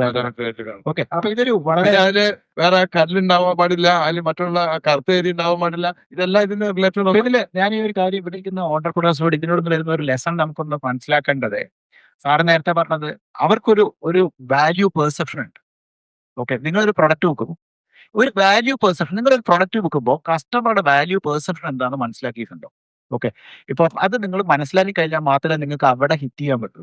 ഇവിടെ സാറ് 2 കാര്യം അറിയാം. ഒന്ന്, ആക്ച്വലി ഒരു പ്രൊഡക്റ്റിന്റെ വാല്യൂ നിശ്ചയിക്കുന്നത് അതിന്റെ എന്താ പറയാ വേവിംഗ് ടൈം, കുക്കിംഗ് ടൈം. രണ്ടാമത്തതുള്ളത് അത് ഒട്ടിപ്പിടിക്കാൻ പാടില്ല. നിങ്ങളുടെ പ്രോഡക്റ്റ് ഏതും ആയിക്കോട്ടെ, ഇവിടെ ഇരിക്കുന്ന ഓരോ ആൾക്കും സ്വന്തമായി ഒരു ബിസിനസ് ഉള്ള ആളാണ്. നിങ്ങളുടെ പ്രൊഡക്റ്റിന്റെ വാല്യൂ പെർസെപ്ഷൻ എന്താ? നിങ്ങളുടെ കസ്റ്റമർ ആ ഇൻഡസ്ട്രിയുടെ വാല്യൂ പെർസീവ് ചെയ്യുന്നത് എന്ത് പാരാമീറ്ററിനെ വെച്ചാന്ന് നിങ്ങൾ അറിയുന്നുണ്ടോ? നിങ്ങളുടെ ഏജൻസി, നിങ്ങളിപ്പോ ഒരു മാർക്കറ്റിംഗ് കൺസൾട്ടൻസി ഉള്ളത്, ഈ വാല്യൂ പെർസെപ്ഷന്റെ അഗെയിൻസ്റ്റ് ആണോ നിങ്ങളുടെ സ്ട്രാറ്റജിസ്റ്റ് വർക്ക്ഔട്ട് ചെയ്യുക? അതുകൊണ്ട് തന്നെ ഞാൻ എപ്പോഴും പറയുന്ന ഒരു കാര്യമുണ്ട്, നിങ്ങൾ ഒരിക്കലും കൺസൾട്ടന്റ് അടുത്ത് പോയിട്ട് അയാൾ പറയുന്നത് കേൾക്കരുത്. മലബാർ ബോർഡിന്റെ ചെയർമാൻ ഒരു കാലവശാലും പവിഴം ആന്റണി സാർ ഒരു കാലത്തും കൺസൾട്ടന്റ് പറഞ്ഞ പൂർണ്ണമായിട്ടും നേരിട്ടുണ്ടാവില്ല. സാറിന്റെ ഒരു ലോജിക് ഉണ്ടാവും. അപ്പൊ ഈ വാല്യൂ പെർസെപ്ഷൻ എന്ന് പറയുന്ന സാധനം നിങ്ങളുടെ ഇൻഡസ്ട്രിയിൽ നിങ്ങൾ കൃത്യമായിട്ട് ഡിഫൈൻ ചെയ്ത് നോക്കണം. അതിന് വേണ്ടിയിട്ടാണ് സത്യം പറഞ്ഞാൽ നിങ്ങൾ കസ്റ്റമറെ കാണേണ്ടത്. നിങ്ങൾ വളരെ എന്താ പറയുക ഡിസ്ക്യൂസിൽ നിങ്ങൾ കസ്റ്റമർ, ഇപ്പൊ ടിജോ ജോൺ നമ്മുടെ കൂടെ ഉണ്ട്. ടിജോ ജോൺ കേരളത്തിലെ ഏറ്റവും ഫേമസ് ആയിട്ടുള്ള ഫാഷൻ കൊമേഴ്ഷ്യൽ ഫോട്ടോഗ്രാഫറാണ്. ടിജോണിനെ അറിയാത്ത കുറെ പേരുണ്ടാവും. വളരെ സൈലന്റ് ആയ ഒരു മനുഷ്യനാണ്. പക്ഷെ ടിജോ ജോണിന് കൃത്യമായിട്ട് അറിയാം കേരളത്തിന്റെ ഫാഷൻ ഉണ്ട്. കേരളത്തിലെ ഞാൻ പറയുന്നില്ല, ഇന്ത്യയിലെ തനിഷ്ക് പോലെയുള്ള ടാറ്റ പോലെയുള്ള, കേരളത്തിൽ നിന്ന് തനിഷ്ക് ഒരു ഫാഷൻ ഫോട്ടോഗ്രാഫറെ വിളിക്കുക എന്നുള്ളത് അത്ഭുതമാണ്. ഓക്കെ, അതെനിക്ക് കൃത്യമായിട്ട് അറിയാം. കൊറോണയുടെ കാലത്ത് ഞാനും ടിജോ എല്ലാം കൂടി ഈ പെർസെപ്ഷൻ ചേഞ്ചിന് വേണ്ടിയിട്ട് ഞങ്ങൾ ഒരു ക്യാമ്പയിൻ ചെയ്തിട്ടുണ്ടായിരുന്നു ഇന്ത്യയിലെ കസ്റ്റമേഴ്സിന്. അപ്പൊ ടിജോ ഇപ്പോഴും ഞങ്ങൾക്ക് അറിയാം. ടിജോ വിളിച്ച ഒരു ദിവസം, രോഗി നമുക്ക് ഇങ്ങനെ ഒരു പ്രൊജക്ട് ചെയ്യണം, പെർസെപ്ഷൻ ചേഞ്ചിന് വേണ്ടിയിട്ട് പ്രൊജക്ട് ചെയ്യണം. അന്ന് ടിജോ എന്നോട് പറഞ്ഞു. അന്ന് എന്നോട് പറഞ്ഞ ഒബ്ജക്റ്റീവ് തനിഷ്കിന്റെ പ്രൊജക്റ്റ് എനിക്ക് ചെയ്യണം എന്നുള്ളതാണ്. എനിക്കിപ്പോഴും ഓർമ്മയുണ്ട്. കൊറോണയുടെ കറക്റ്റ് സെന്ററിലാണ് ടിജോ വിളിക്കുന്നത്. ടിജോയുടെ ലക്ഷ്യം, ടിജോ പറഞ്ഞു, "ജോബി ഇത് നമ്മുടെ പെർസെപ്ഷൻ ചെയ്ത് തനിഷ്കിന്റെ ബ്രാൻഡ് ചെയ്യണം." തനിഷ്ക് എന്താ വെച്ചാൽ ഇന്ത്യയിലെ ഒരു ടോപ്പ് ലീഡിംഗ് വെണ്ടറെ മാത്രമേ, ഫോട്ടോഗ്രാഫേഴ്സ് മാത്രമേ എടുക്കുള്ളൂ. അന്ന് ആ ക്യാമ്പയിൻ നടത്തി. എനിക്ക് തോന്നുന്നു ഒരു 2 ഇയേഴ്സിനുള്ളിൽ ടിജോ തനിഷ്കിന്റെ വർക്ക് ചെയ്തു. ഇപ്പൊ അതിനുശേഷം ടിജോ ടാറ്റ അടക്കമുള്ള ബ്രാൻഡ്. അപ്പൊ പുള്ളിക്ക് കൃത്യമായിട്ടുള്ള ഒരു ടാർഗറ്റ് ഉണ്ട്. പുള്ളിക്ക് കൃത്യമായ നോളജ് ഉണ്ട്, ക്വാളിറ്റി ഉണ്ട്. അതുകൊണ്ടാണ് കേരളത്തിൽ നിന്ന് ഒരു ഇന്ത്യയിലെ ലീഡിംഗ് ഫോട്ടോഗ്രാഫർ ഉണ്ടാവും.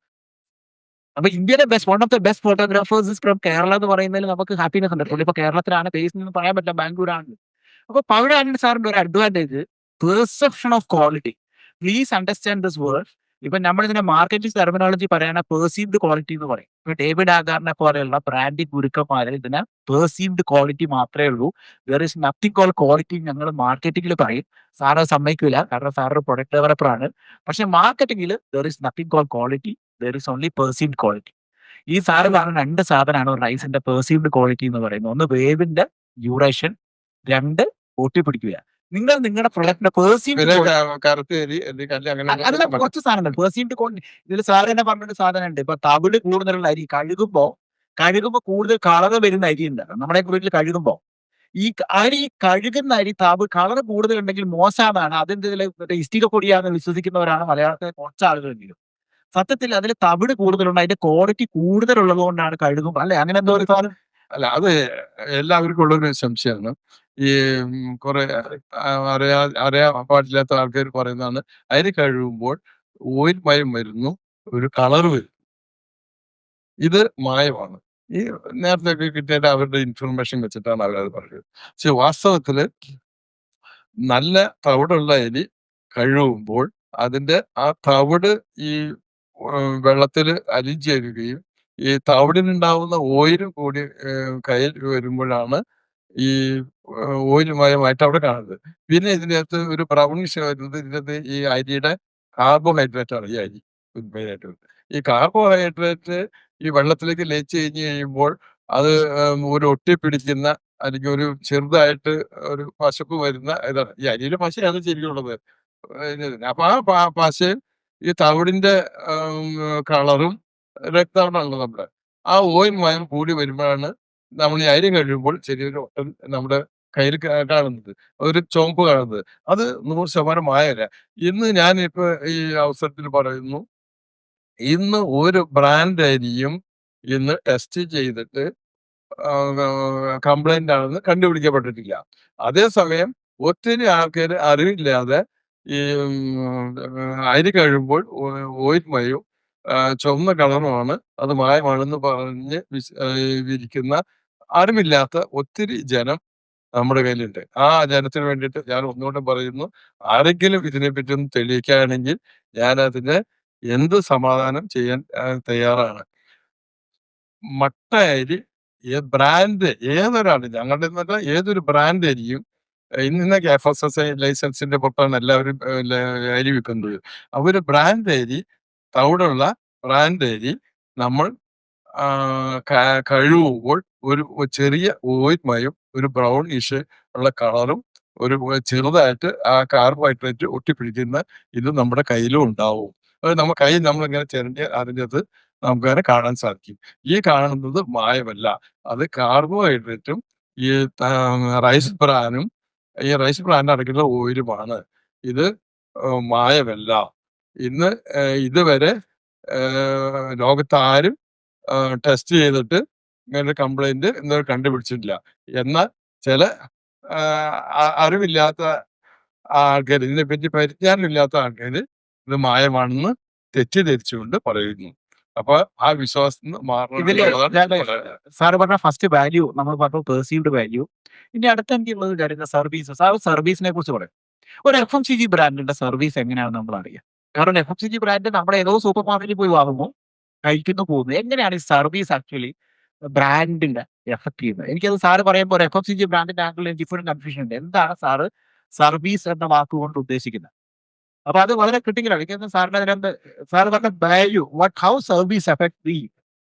നമുക്ക് ക്വാളിറ്റി പ്രൈസ് ചെയ്യുന്ന പിന്നെ സർവീസാണ്. ഈ സർവീസ് എന്ന് പറയുമ്പോൾ കസ്റ്റമർ എപ്പോൾ ആഗ്രഹിക്കുന്നു ആ സമയത്ത് നമുക്ക് കൊടുക്കാൻ പറ്റില്ല. അപ്പൊ നമ്മുടെ കസ്റ്റമർക്ക് ഇത് എപ്പോഴാണ് വേണ്ട എന്നുള്ള ഒരു ഇത് നമ്മൾക്ക് കാൽക്കുലേഷൻ ആവാം. അപ്പൊ കസ്റ്റമർ ആവാം, അല്ലെങ്കിൽ നമ്മുടെ കടകളാവാം. അപ്പൊ ഈ കടകൾക്ക് എങ്ങനെ നമുക്ക് സപ്ലൈ ചെയ്യാൻ പറ്റുന്നുള്ളതും കാൽക്കുലേഷൻ ഉണ്ടാവണം. അപ്പൊ ഇതിനനുസരിച്ച് നമ്മുടെ ബാക്ക് വർക്ക് ചെയ്യണം. ഞങ്ങളിപ്പോ ചെയ്തുകൊണ്ടിരിക്കുന്നത് 250ഓളം വണ്ടി കേരളത്തിലുടനീളം ഞങ്ങളുടെ ഡയറക്റ്റ് മാർക്കറ്റിംഗ് ഉണ്ട്. എല്ലാ ചെറിയ ചെറിയ കടകളിലും, സൂപ്പർ മാർക്കറ്റിലും, ഹൈപ്പർ മാർക്കറ്റിലും ആ വീക്കിലി സപ്ലൈ ആയിട്ട് നമ്മൾ പോയിക്കൊണ്ടിരിക്കുന്നുണ്ട്. അപ്പൊ അതിന്റെ ഒരു ഗുണം എന്ന് പറഞ്ഞിട്ടുണ്ടെങ്കിൽ അവർക്ക് അധികം എടുത്ത് വെക്കേണ്ട ആവശ്യമില്ല. ഫ്രഷ് ആയിട്ടുള്ള സാധനം കിട്ടും. പ്രൈസ് വില കൂടുകയില്ല. സാധാരണ ആഴ്ചയിൽ നടക്കുന്ന വിലയെ വരുന്നുള്ളൂ. അങ്ങനെ ഇവർക്ക് ഏറ്റവും നല്ല സർവീസാണ് നമ്മൾ കൊടുക്കുന്നത്. ഒരുപക്ഷെ അതുകൊണ്ട് തന്നെയായിരിക്കാം ആളുകൾ നമ്മളെ ഇഷ്ടപ്പെടുന്നതിന്റെ ഒരു കാരണം. ഇതില് ഒരു കാര്യം സാറ് പറഞ്ഞ ഒരു പോയിന്റ് ഞാൻ വീണ്ടും റിപ്പീറ്റ് ചെയ്യാൻ ആഗ്രഹിക്കുന്നത് എന്താ വെച്ചാല്, സാറ് സർവീസ് കൊണ്ട് ഉദ്ദേശിക്കുന്നത് നെറ്റ്വർക്കിംഗ് ആണ്. ഓക്കെ, അതായത് സാറിന്റെ സൂപ്പർ മാർക്കറ്റ് ഡീലേഴ്സ് എല്ലാവരും ഹാപ്പി ആയി കഴിഞ്ഞാൽ ഓട്ടോമാറ്റിക്കലി സാറിന്റെ പ്രൊഡക്റ്റ് പോകും. പക്ഷെ ഒരു FMCG ബ്രാൻഡ് തുടങ്ങുന്ന പല സ്റ്റാർട്ടപ്സുകളും ഒരിക്കലും ചിന്തിക്കാത്തൊരു പോയിന്റാണ്. അവർ ചിന്തിക്കുന്നത് ഇത് ഡയറക്റ്റ് കസ്റ്റമറെ മാത്രമേ അവർ കാണുന്നുള്ളൂ. പരസ്യം കൊടുത്താൽ ആളുകൾ പ്രൊഡക്റ്റ് വാങ്ങുമെന്ന് വെച്ചാൽ ഞാൻ ഇപ്പോഴും പറയും, പരസ്യം കൊടുത്തുകൊണ്ട് മാത്രം ഒരു പ്രൊഡക്റ്റും ആരും വാങ്ങില്ല. ഞാൻ പരസ്യം ചെയ്യുന്ന ആളാണ്, ഞാൻ ബ്രാൻഡ് ചെയ്യുന്ന ആളാണ്. പക്ഷെ ഒരു ബ്രാൻഡും പരസ്യം കൊടുത്തുകൊണ്ടാണ് ജയിച്ചതെന്ന് ഞാൻ ഇതുവരെ വിശ്വസിക്കുന്നില്ല. That is a reality that you should also understand. പവിഴത്തിന്റെ പരസ്യം ഉണ്ട് വെച്ചാൽ പവിഴത്തിന്റെ പരസ്യം വളരെ കുറവാണ്. എനിക്ക് തോന്നുന്നില്ല എനിക്ക് ഭയങ്കരമായി പവിഴത്തിന്റെ പരസ്യം ഒന്നും എനിക്ക് ഓർമ്മയില്ല. ഞങ്ങളിപ്പോ 2 വർഷമായി പിന്നെയാണ് ഈ 2 വർഷം ഇപ്പൊ കമ്പനി 40 വർഷം ആയി. ഈ 40 വർഷത്തിന്റെ ഇടയിൽ ചെറിയ ഈ ലാസ്റ്റ് ഇപ്പൊ ഈ തൊട്ട് മുമ്പുള്ള 2 വർഷമായിട്ടാണ് കുറച്ച് പരസ്യം കൊടുത്തത്. അതുവരെ പരസ്യം ഇല്ലാതെയാണ് ഈ കമ്പനി ഈ ടേൺ ഓവറിൽ എത്തിയത്. അതെ. അപ്പൊ പരസ്യം ഇല്ലാതെ ഇപ്പൊ പരസ്യം കൊടുത്തത് എന്താണെന്ന് വെച്ചിട്ടുണ്ടെങ്കിൽ ഞങ്ങൾ കമ്പനീന്റെ അടുത്ത ലിസ്റ്റിംഗിലേക്കും പുതിയ ഇപ്പൊ UK, USA, Canada, Australia, Ireland ഇങ്ങനെയുള്ളിടത്തൊക്കെ നമ്മൾ ലീഡറാ. കേരളത്തിൽ ലീഡർ തന്നെയാണ്. ഞങ്ങളാണ് ഏറ്റവും സൗത്ത് ഇന്ത്യയിലെ ഏറ്റവും ലാർജസ്റ്റ് മട്ട അരി മാനുഫാക്ചർ.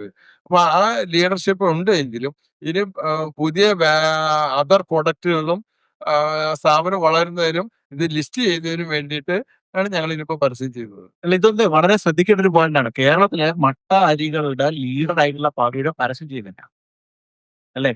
അപ്പൊ അത് എങ്ങനെ ഈ മാർക്കറ്റിംഗ് ചെയ്യുന്നു എന്നുള്ളത് നമ്മൾ ഓരോ പോയിന്റിൽ ചോദിക്കണം. എന്റെ മുന്നിൽ വരുന്ന പലരോടും ഞാൻ പരസ്യം ചെയ്യേണ്ടെന്ന് പറയാറുണ്ട്.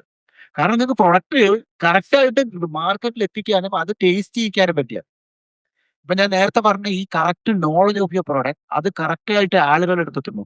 സോ പരസ്യം ചെയ്തത് കൊണ്ടോ പരസ്യം ചെയ്ത് പൊട്ടുന്ന ബ്രാൻഡത്തിലുണ്ട്. നിങ്ങൾക്ക് പരസ്യം ചെയ്തു എന്നുള്ള ഒറ്റ കാരണത്തിന് മുകളിൽ പൊട്ടിപ്പോകുന്ന ബ്രാൻഡ് ഉണ്ട്. അതിലും പരസ്യം ചെയ്യരുതെന്ന് ഞാൻ പറയൂല.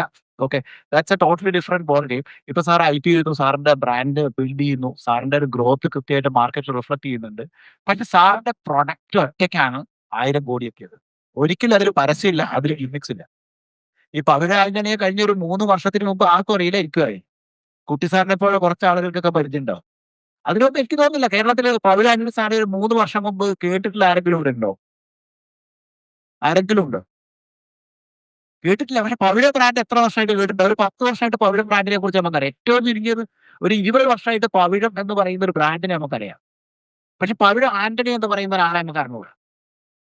അപ്പൊ ഈ പവിഴം എന്ന് പറയുന്ന ബ്രാൻഡ് ഉണ്ടാക്കുന്നതിന് മുമ്പ് ആ പ്രൊഡക്റ്റ് ഉണ്ടാക്കി അതിന്റെ സർവീസ് സാർ ഉദ്ദേശിക്കുന്നത് നിങ്ങൾ മനസ്സിലാക്കണം. B2B ബിസിനസ്സിലെ B2C ബിസിനസ്സിലെ B2B ആംഗിൾ നമ്മൾ കാണാതെ പോരുത്. നിങ്ങൾ എന്ത് പ്രൊഡക്റ്റ് ചെയ്യുമ്പോഴും ഒരു കാര്യം ആലോചിക്കുക, നിങ്ങൾക്ക് ആകെ ചെയ്യാൻ പറ്റുക ഡയറക്റ്റ് സെല്ലിംഗ് മാത്രമാണ്.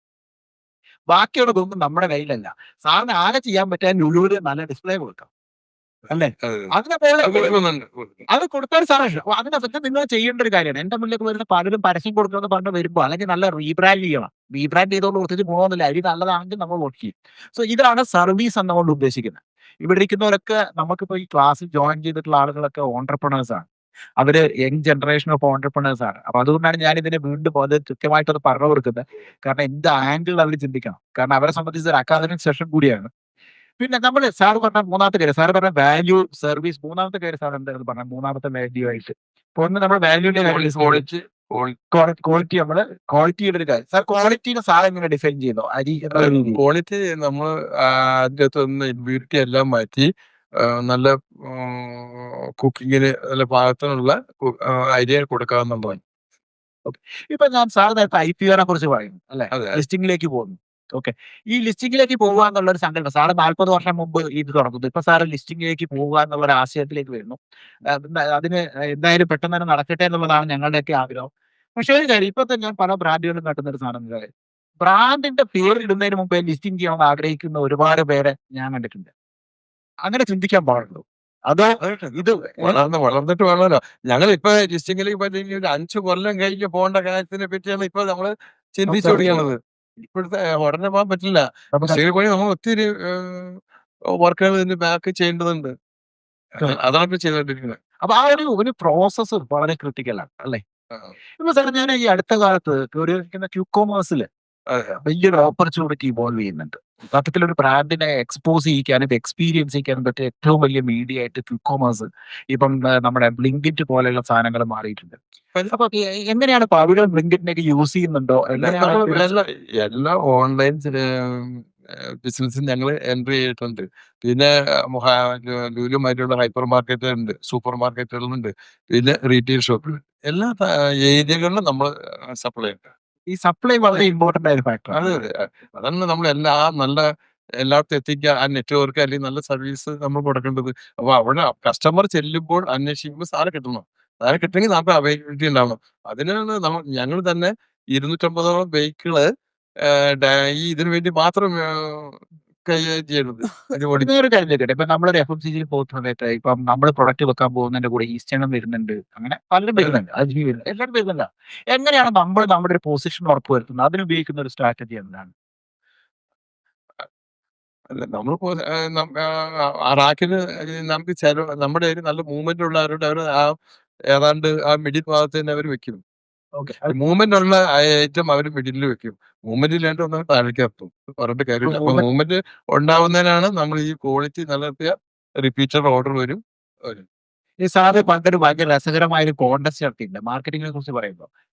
ആ കോൺടെസ്റ്റ് ഒന്ന് പറയോ? പണ്ട് ഇതൊക്കെ ഈ പരസ്യം ചെയ്തിട്ടില്ല എന്ന് പറയുമ്പോഴും വ്യത്യസ്തമായ രീതിയിൽ പരസ്യം ചെയ്തിട്ടുള്ള ഒരു ബ്രാൻഡാണ് പവിഴ. ആ ഒരു കോൺടെസ്റ്റിനെ കുറിച്ച് ആ കാര്യം അത് നമ്മൾ ഈ കസ്റ്റമർക്ക് നമ്മള് സമ്മാന പദ്ധതിയായിട്ട് നമ്മള് സ്വർണ്ണം ആണ് നമ്മൾ വെക്കാറ്. അത് 2, 3 പ്രാവശ്യം നമ്മൾ ചെയ്തത്. ആ ഓരോ സമയത്തും അതിനകത്തുള്ള ഒരു പ്രത്യേകത എന്ന് പറഞ്ഞിട്ടുണ്ടെങ്കിൽ നമ്മുടെ പാക്കറ്റിൽ നമ്മള് കൂപ്പൺ ഇടും. ഈ കൂപ്പൺ എല്ലാവരും എഴുതി തിരിച്ചയക്കും. അത് പോസ്റ്റലിൽ അയക്കണം. ഇന്നത്തെ മറ്റുള്ള ആ പോസ്റ്റലിൽ അയച്ചു കഴിഞ്ഞിട്ട് അത് നറുക്കിട്ടെടുത്തിട്ട് നമ്മൾ അവർക്ക് സമ്മാനം കൊടുക്കും.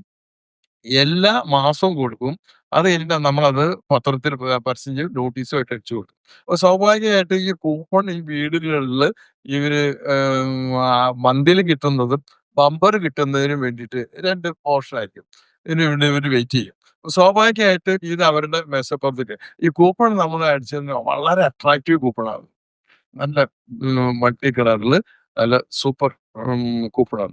അപ്പൊ ഈ കൂപ്പൺ ആൾക്കാരും കളയാൻ ശ്രമിക്കില്ല. ഇത് അവര് സൂക്ഷിച്ച് അവരുടെ ഏറ്റവും നല്ല സ്പേസിൽ അവര് നമ്മുടെ കൂപ്പൺ വെക്കും. അപ്പൊ ഈ കൂപ്പൺ നിരന്തരമായിട്ട് ഇവര് കാണുകയും ഇതിനെപ്പറ്റി ഡിസ്കഷൻ വരുമ്പോ സ്വാഭാവികമായിട്ടും വളർത്ത ബ്രാൻഡാണിത്. അതല്ലാതെ നമ്മള് ഇതിനു മുമ്പ് ഇങ്ങനെ ആദ്യം പരസ്യം ചെയ്തിട്ട് വന്ന ബ്രാൻഡല്ല. പരസ്യം ചെയ്ത് ഞങ്ങൾ ഈ അടുത്ത കാലത്താണ്. പരസ്യം ചെയ്യണതും നമ്മുടെ അരിയുടെ ചെലവിന് വേണ്ടിയിട്ടല്ല.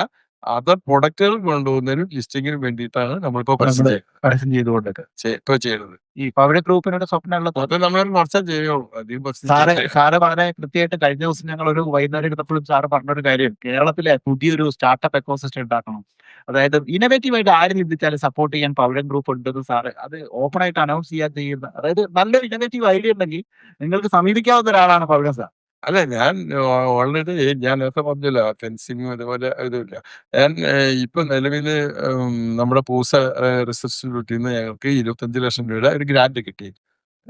ഞങ്ങള് ഞങ്ങളുടെ വേസ്റ്റ് വാട്ടറിൽ നിന്നുള്ള ഒരു ട്രീറ്റ്മെന്റ് ഇതിന്. പിന്നെ 9ഓളം ഇതേപോലെ നമ്മുടെ സ്റ്റാർട്ടപ്പ് ഐഡിയകൾ നമ്മള് പൂസ കൃഷിയിൽ വെച്ചിട്ടുണ്ട്. കേരള അഗ്രികൾച്ചർ യൂണിവേഴ്സിറ്റിയിൽ വെച്ചിട്ടുണ്ട്. ഇതിനെല്ലാത്തിനും നമുക്ക് കിട്ടും. ആ കിട്ടുന്നത് ഞാൻ എന്റെ പേഴ്സണൽ ഇൻട്രസ്റ്റില് പവിഴത്തിന്റെ ഇതിന്ന് കുറച്ച് മാറി നിന്നുകൊണ്ട് ഞാൻ KRMC എന്ന് പറഞ്ഞിട്ട് എല്ലാ റൈസ് മില്ലുകാരും കൂടിയിട്ടുള്ള ഒരു കൺസോർഷ്യത്തിന്റെ മാനേജിംഗ് ഡയറക്ടറാണ്. അപ്പൊ അവിടെ ഒരു റിസർച്ച് വിങ് ഉണ്ട്.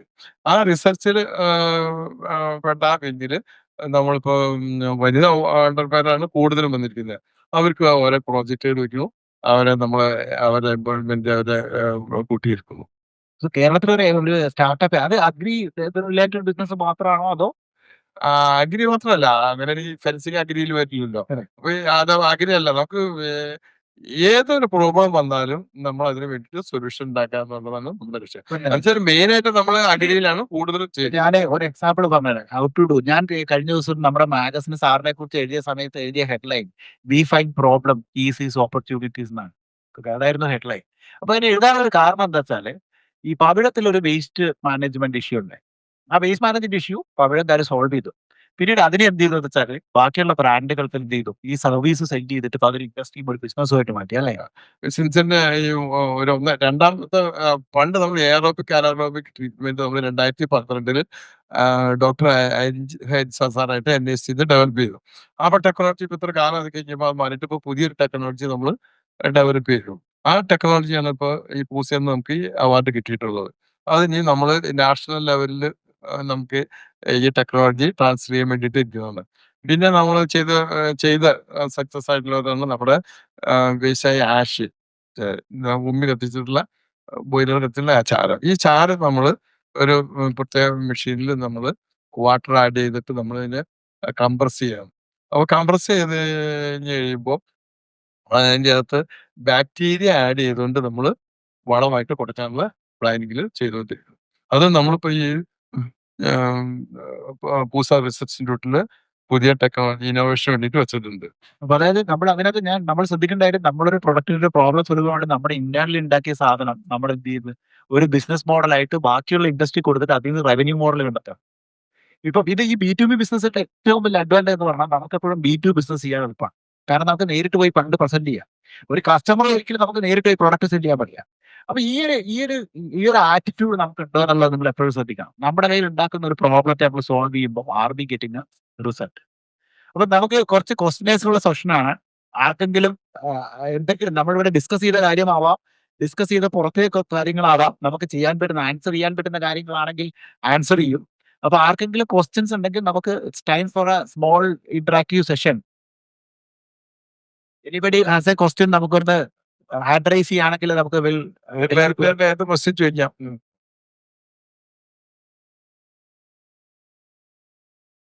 It can be general questions, it can be about Pavilion.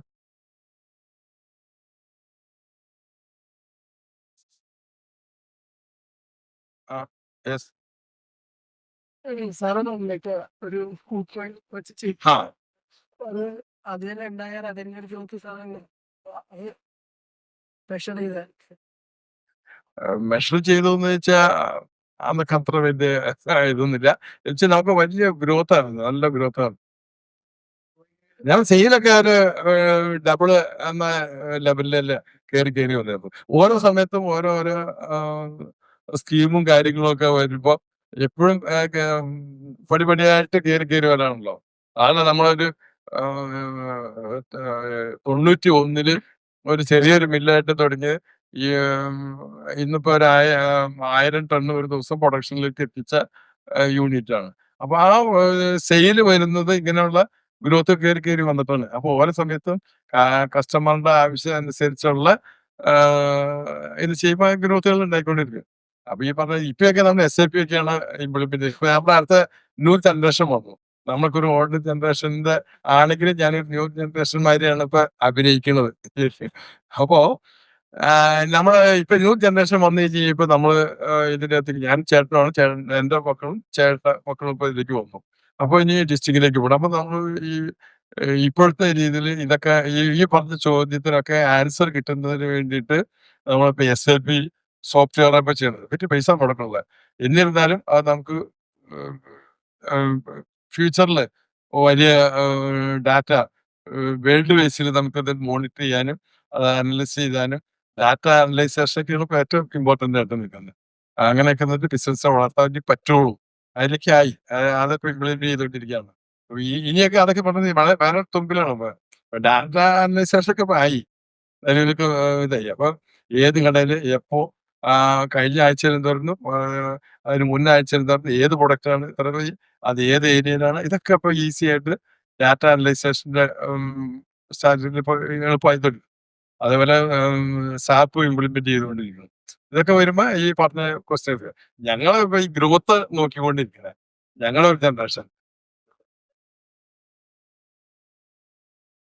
Any other question? Keralam പൊതുവെ ബിസിനസിന് പറ്റിയ സാഹചര്യമുള്ള ഒരു സ്റ്റേറ്റ് ഇല്ലാന്ന് എല്ലാവരും പറയാറുണ്ട്. ഉം. അപ്പം ഒരുപാട് പ്രതികൂല സാഹചര്യങ്ങൾ ഇവിടെ ഉണ്ടെന്നാണ് ഓ. പറയപ്പെടുന്നത്. ഒരു 1000 കോടിയുടെ ബിസിനസ് ചെയ്യണമെന്ന് എത്തിയെങ്കിൽ താങ്കളും അതുപോലെ ഒരുപാട് പ്രതികൂല സാഹചര്യങ്ങൾ കടന്നു വന്നിട്ടുണ്ടാവുമെന്ന് പ്രതീക്ഷിക്കുന്നു. അതെങ്ങനെ ഉണ്ടോ? ഓവർകം ചെയ്തു എന്ന് അറിയാൻ ആഗ്രഹമുണ്ട്. ഞാൻ നേരത്തെ പറഞ്ഞൊരു കാര്യം നിങ്ങൾ ശ്രദ്ധിച്ചായിരിക്കും എന്ന് വിചാരിക്കുന്നു. ഈ ലോകത്ത് എല്ലാം നല്ലതാണ്, എല്ലാം ചീത്തയാണ്, അങ്ങനെ വിശ്വസിക്കുന്ന ഒരാളാണ്. അപ്പോൾ നമ്മൾ ബിസിനസ് ചെയ്യുന്ന സമയത്ത് പ്രതിസന്ധികൾ ഇഷ്ടം പോലെ ഉണ്ടായിട്ടുണ്ട്. ഈ പ്രതിസന്ധികളെ നമ്മുടെ ഉയർച്ചകൾ വന്നു കഴിയുമ്പോൾ അതൊക്കെ മ- ചിന്തിക്കാനേ പിന്നെ പറ്റാത്ത രീതിയിലാണ് വരുന്നത്. എന്ന് പറഞ്ഞാൽ ഈ പ്രശ്നങ്ങൾ ഉണ്ടായതിന് പിന്നെ പിന്നെ ഓർക്കാറേ ഇല്ല എന്നുള്ള രീതിയിൽ വേണമെങ്കിൽ പറയാം. കാരണം പ്രശ്നങ്ങൾ ഉണ്ടാകാറുണ്ട്. ഈ പ്രശ്നങ്ങൾ നമ്മൾ തന്മയത്വത്തോടെ അല്ലെങ്കിൽ അതിനെ സ്വീകാര്യതയോടെ അത് സ്വീകരിച്ചുകൊണ്ട് അതിനെ കൈകാര്യം ചെയ്ത് ഒഴിവാക്കാണ് ചെയ്യണേ. അത് നമ്മൾ ഒരുക്കി ഒരു പ്രയത്നിച്ചാൽ മാത്രം മതി. അങ്ങനെ പ്രയത്നിക്കണം. അത് ആ പ്രശ്നം തീരുന്നവരെ നമ്മൾ അതിനെ ഷൂട്ട് ചെയ്യണം. ശരിക്കും പറഞ്ഞാൽ നമുക്ക് സാധിച്ചിട്ടുണ്ട്, ഒരു പ്രശ്നം ഉണ്ടായിട്ടില്ല. അപ്പൊ അതുകൊണ്ടൊക്കെ തന്നെ ആയിരിക്കും ഞാനിപ്പോ എനിക്ക് ഈ ഞാൻ നമ്മുടെ R&D ഒക്കെ ഇങ്ങനെ കയറി വരുത്തേണ്ടത്. ജുബിൻ എന്ന് പറഞ്ഞ ആളാണ് നമ്മുടെ R&Dയുടെ ഹെഡ്. അപ്പൊ നമ്മുടെ കുട്ടികളെ കൂടെ വന്നിട്ട് ഇനിയിപ്പോ ഞാൻ ഇപ്പൊ റീസെന്റ് ആയിട്ട് ഇപ്പൊ നിർമ്മല കോളേജിൽ നിന്ന് ഒരു 10-12 പഠിച്ചിറങ്ങിയ കുട്ടികളെ ആമ്പിള്ളേരെ ഇപ്പൊ ഇതിലേക്ക് ഇങ്ങനെ ട്രെയിൻ ചെയ്തു. അപ്പൊ അവര് വന്നിട്ട് ഒരാഴ്ച ആയിട്ടുള്ളൂ. അവരിങ്ങനെ നമ്മുടെ ഒരു പരുവത്തിലേക്ക് ഇങ്ങനെ ആക്കി എടുക്കേണ്ട ഒരു പരിപാടി കൂടിയായിരിക്കണം. അപ്പൊ അവരെ പ്രാവശ്യം ഇവിടേക്ക് ക്ഷണിച്ചിട്ടുമുണ്ട്. കാരണം ഇവരുടെയൊക്കെ ആറ്റിറ്റ്യൂഡ് ചേഞ്ച് ചെയ്യാന്ന് പറഞ്ഞാൽ വലിയ പാടാണ്. അപ്പൊ ആ ആറ്റിറ്റ്യൂഡ് ചേഞ്ച് ചെയ്യാനായിട്ട് പല മാർഗങ്ങളിൽ കൂടിയാണ് പറ്റുള്ളൂ. ഇതിനൊക്കെ ഒരു പല മാർഗങ്ങളിൽ വേണ്ടിയിട്ടാണ് ചെയ്യണേ. ഒരിക്കലും നമ്മുടെ ആറ്റിറ്റ്യൂഡിൽ വന്നു കഴിഞ്ഞാൽ അവൻ സക്സസ് ആയി പോകും. അതിപ്പോ നല്ല ധൈര്യമുണ്ട്. ഇതവരെ അങ്ങനെ ചെയ്തിട്ടുണ്ട്, കിട്ടിയിട്ടുണ്ട് അനുഭവം. നമ്മൾ ചോദിച്ച ക്വസ്റ്റ്യൻ തന്നെയാണ്. ഈ ചെറിയ ചെറിയ പ്രയാസം വരുമ്പോൾ നമ്മൾ വിട്ടുപോകും. ഈ പ്രയാസം വരുമ്പോൾ നമ്മൾ അതിനെ നിരന്തരമായി പരിശ്രമിച്ച് അതിനെ പരിഹരിക്കാൻ ശ്രമിക്കണം. ആ പരിഹരിച്ച് കഴിഞ്ഞു കഴിയുമ്പോൾ ആ ഒരു വിജയം ഉണ്ടാകുമ്പോൾ കിട്ടുന്ന ഒരു സന്തോഷം എന്തെന്നില്ലാത്തൊരു സന്തോഷം. അല്ലെങ്കിൽ നമ്മുടെ സക്സസ്, അല്ലെങ്കിൽ നമ്മുടെ വളർച്ച, അല്ലെങ്കിൽ നമ്മളങ്ങനെ ഇതായിട്ട് വരുന്നത്. അപ്പൊ ആ ലക്ഷ്യം നമ്മൾ കാണുകയാണെങ്കിൽ ഒരു പക്ഷേ ഈ പ്രയാസത്തിന് നമുക്ക് പർവ്വതീകരിക്കാൻ പറ്റില്ല. പ്രയാസം എന്ന് എപ്പോഴും പറഞ്ഞു കഴിഞ്ഞാൽ പ്രയാസം തന്നെയാണ്. പ്രയാസമുണ്ട്, അതിനെ നമ്മൾ സ്വീകരിക്കുക, അതിന് എതിരെ നമ്മൾ പ്രവർത്തിച്ചുകൊണ്ടിരിക്കുക. അതിന്റെ റിസൾട്ട് 100% വരും. എന്തൊക്കെ തെളിവാണ്. ആ റിസൾട്ട് വന്നു കഴിയുമ്പോൾ ഈ പ്രയാസം നമ്മൾ മറന്നു പോകും. അപ്പൊ കേരളത്തില് ഈ പ്രശ്നമുള്ള സ്ഥലം തന്നെയാണ്. കൂടിയ സമരവും അല്ലാത്ത സമരവും, ആറ്റിറ്റ്യൂഡിന്റെ പ്രശ്നവും, സ്കേഴ്സിറ്റിയും, പീഡനങ്ങളും അല്ലെങ്കിൽ ഹരാസ്മെന്റും ഇതെല്ലാം ഇതിനകത്ത് ഇൻക്ലൂഡാണ്. ഇത് ഇൻക്ലൂഡഡ് ആണെന്ന് വിചാരിച്ചാൽ പിന്നെ പ്രശ്നമില്ല, തീർന്നല്ലോ. നമ്മൾ തോക്കാൻ തയ്യാറായാൽ പിന്നെ തോൽവിയില്ലല്ലോ. നമ്മൾ തോക്കാൻ തയ്യാറാണ്, പിന്നെ തോക്കാൻ പോകേണ്ട ആവശ്യമില്ലല്ലോ. ഞാൻ അങ്ങനെയാണ്. ഇതില് ഒരു കാര്യം രസകരമായ ഒരു കാര്യം വെച്ചാല് നമ്മുടെ ആന്റണി സാറെ ഇന്ന് കാണുന്ന ഒരാള് കഴിഞ്ഞ 40 വർഷം കൊണ്ട് ഉണ്ടാക്കിയതാണ് നിങ്ങൾ കേൾക്കുന്നത്. നമ്മളെല്ലാരും വിചാരിക്കുന്നത് ഈ ജയിക്കുന്ന ആളെ കുറിച്ച് നമ്മുടെ ഏറ്റവും വലിയ തെറ്റുകാരണം വെച്ചാൽ അയാൾ ഒരു രാത്രി കൊണ്ട് ജയിക്കുന്നതെന്നാ. ലോകത്ത് ഒരാൾ ഒരു രാത്രി കൊണ്ട് ജയിച്ചിട്ടില്ല. ഉണ്ടോ? ഇപ്പൊ എന്നെ ബ്രാൻഡ് സ്വാമി എന്നുള്ള പേരിൽ അറിയപ്പെടുന്ന ഒരുപാട് പേരുണ്ട്. കഴിഞ്ഞ 12 വർഷത്തെ എഫേർട്ടാണ് ഈ പറഞ്ഞ ബ്രാൻഡ് സ്വാമി എന്നുള്ള പേര് നിങ്ങൾ ആദ്യമായിട്ടൊന്ന് കേൾക്കാൻ 12 വർഷത്തിൽ. അപ്പൊ അത്രയും വലിയ നമ്മൾ എനിക്ക് ഓവർനൈറ്റ് ഇതൊക്കെ നടക്കണം. ഇതിലേക്ക് വിട്ടിട്ട് പോകാൻ ഒരുപാട് കാരണം വരും. ഇല്ലേ? സാറിന് തന്നെ ദിവസത്തിൽ ഇത് വിട്ടിട്ട് പോകാൻ തോന്നി എത്രയോ ദിവസം ഉണ്ടാവും. പക്ഷെ നമ്മൾ എന്താ ചെയ്യാന്ന് വെച്ചാൽ നമ്മുടെ സ്ട്രോങ് പാഷനേറ്റ് അല്ലെങ്കിൽ നമ്മൾ എന്ത് ചെയ്താൽ വളരെ സിമ്പിൾ ആയിട്ട് ഇട്ടിട്ട് പോകും. കാരണം വിട്ടിട്ട് പോകാൻ വളരെ എളുപ്പമാണ്. ഈ നെഗറ്റീവ് ബയസ് എന്ന് പറയുന്ന ഒരു സാധനം ബ്രെയിനിന്റെ ഒരു പ്രശ്നമുള്ളത്, ബ്രെയിൻ ഭയങ്കര ബയസുള്ള ഒരു സാധനമാണ്. നിങ്ങൾ ആഗ്രഹിക്കുന്ന കിട്ടും. നേരത്തെ എനിക്ക് തോന്നുന്നത് പൗലോക്കലിന്റെ കാര്യം പറഞ്ഞു. പൗലോക്കലിന്റെ കാര്യത്തിൽ പറഞ്ഞാൽ വെച്ചാൽ ഇപ്പൊ ബ്രെയിനിലുള്ള ഒരു പ്രശ്നം ഞാൻ എപ്പോഴും പറയുന്ന ഒരു ടിപ്പിക്കൽ എക്സാമ്പിൾ പറഞ്ഞത് എന്തുകൊണ്ട് പോസിറ്റീവായി ചിന്തിക്കാം. ഞാനും വേറൊരു ഫ്രണ്ടും കൂടി യാത്ര ചെയ്യാണ്. എൻ്റെ ഒരു ഫ്രണ്ട് സന്ദീപ് ഉണ്ട് ഇവിടെ. അപ്പൊ ഞങ്ങൾ ഒരുമിച്ച് യാത്ര ചെയ്യാണ്. ഞാൻ ഭയങ്കര ദൈവവിശ്വാസമാണ്. പോകുന്ന വഴിക്ക് ഞാൻ മുഴുവൻ പള്ളിയും കാണും. ഞാൻ നല്ല കള്ളുകൂടിയാണ്. പോകുന്ന വഴിക്ക് മുഴുവൻ കള്ളു ഷാപ്പ് കാണും. അപ്പൊ തിരിച്ചു വരുമ്പോൾ നമ്മൾ പറയും ഇവിടെ പോകുന്ന വഴിക്ക് മൊത്തം കള്ളു ഷാപ്പാ. മറ്റേ ചിന്തിക്കുന്ന ഉള്ളിൽ മൊത്തം പള്ളിയാണ് കണ്ടിട്ടുള്ളത്. കാരണം ഏത് കള്ളു ഷാപ്പ് കാണണ്ടല്ലോ. നമ്മുടെ ബ്രെയിൻ കാണേണ്ടത് മാത്രമേ കാണുള്ളൂ. അതൊരു വലിയ പ്രശ്നമാണ്. നമ്മളിപ്പോ ഈ ന്യൂറോ സയൻസിൽ നിങ്ങൾ എപ്പോഴും വായിച്ചു നോക്കി അറിയാം. നിങ്ങൾ ആഗ്രഹിക്കുന്നത് നടക്കും എന്ന് പറയുന്നത് ബ്രെയിൻ ഓട്ടോമാറ്റിക്കലി അങ്ങോട്ട് റിയലൈൻ ചെയ്യും. ഈ ബ്രെയിൻ എങ്ങനെയാ വർക്ക് ചെയ്യുന്നത് വെച്ചാൽ കുറച്ച് ന്യൂറോൺസിന്റെ അലൈൻമെന്റ് ആണ്. സിമ്പിൾ ആയിട്ട് പറയാനുണ്ട്.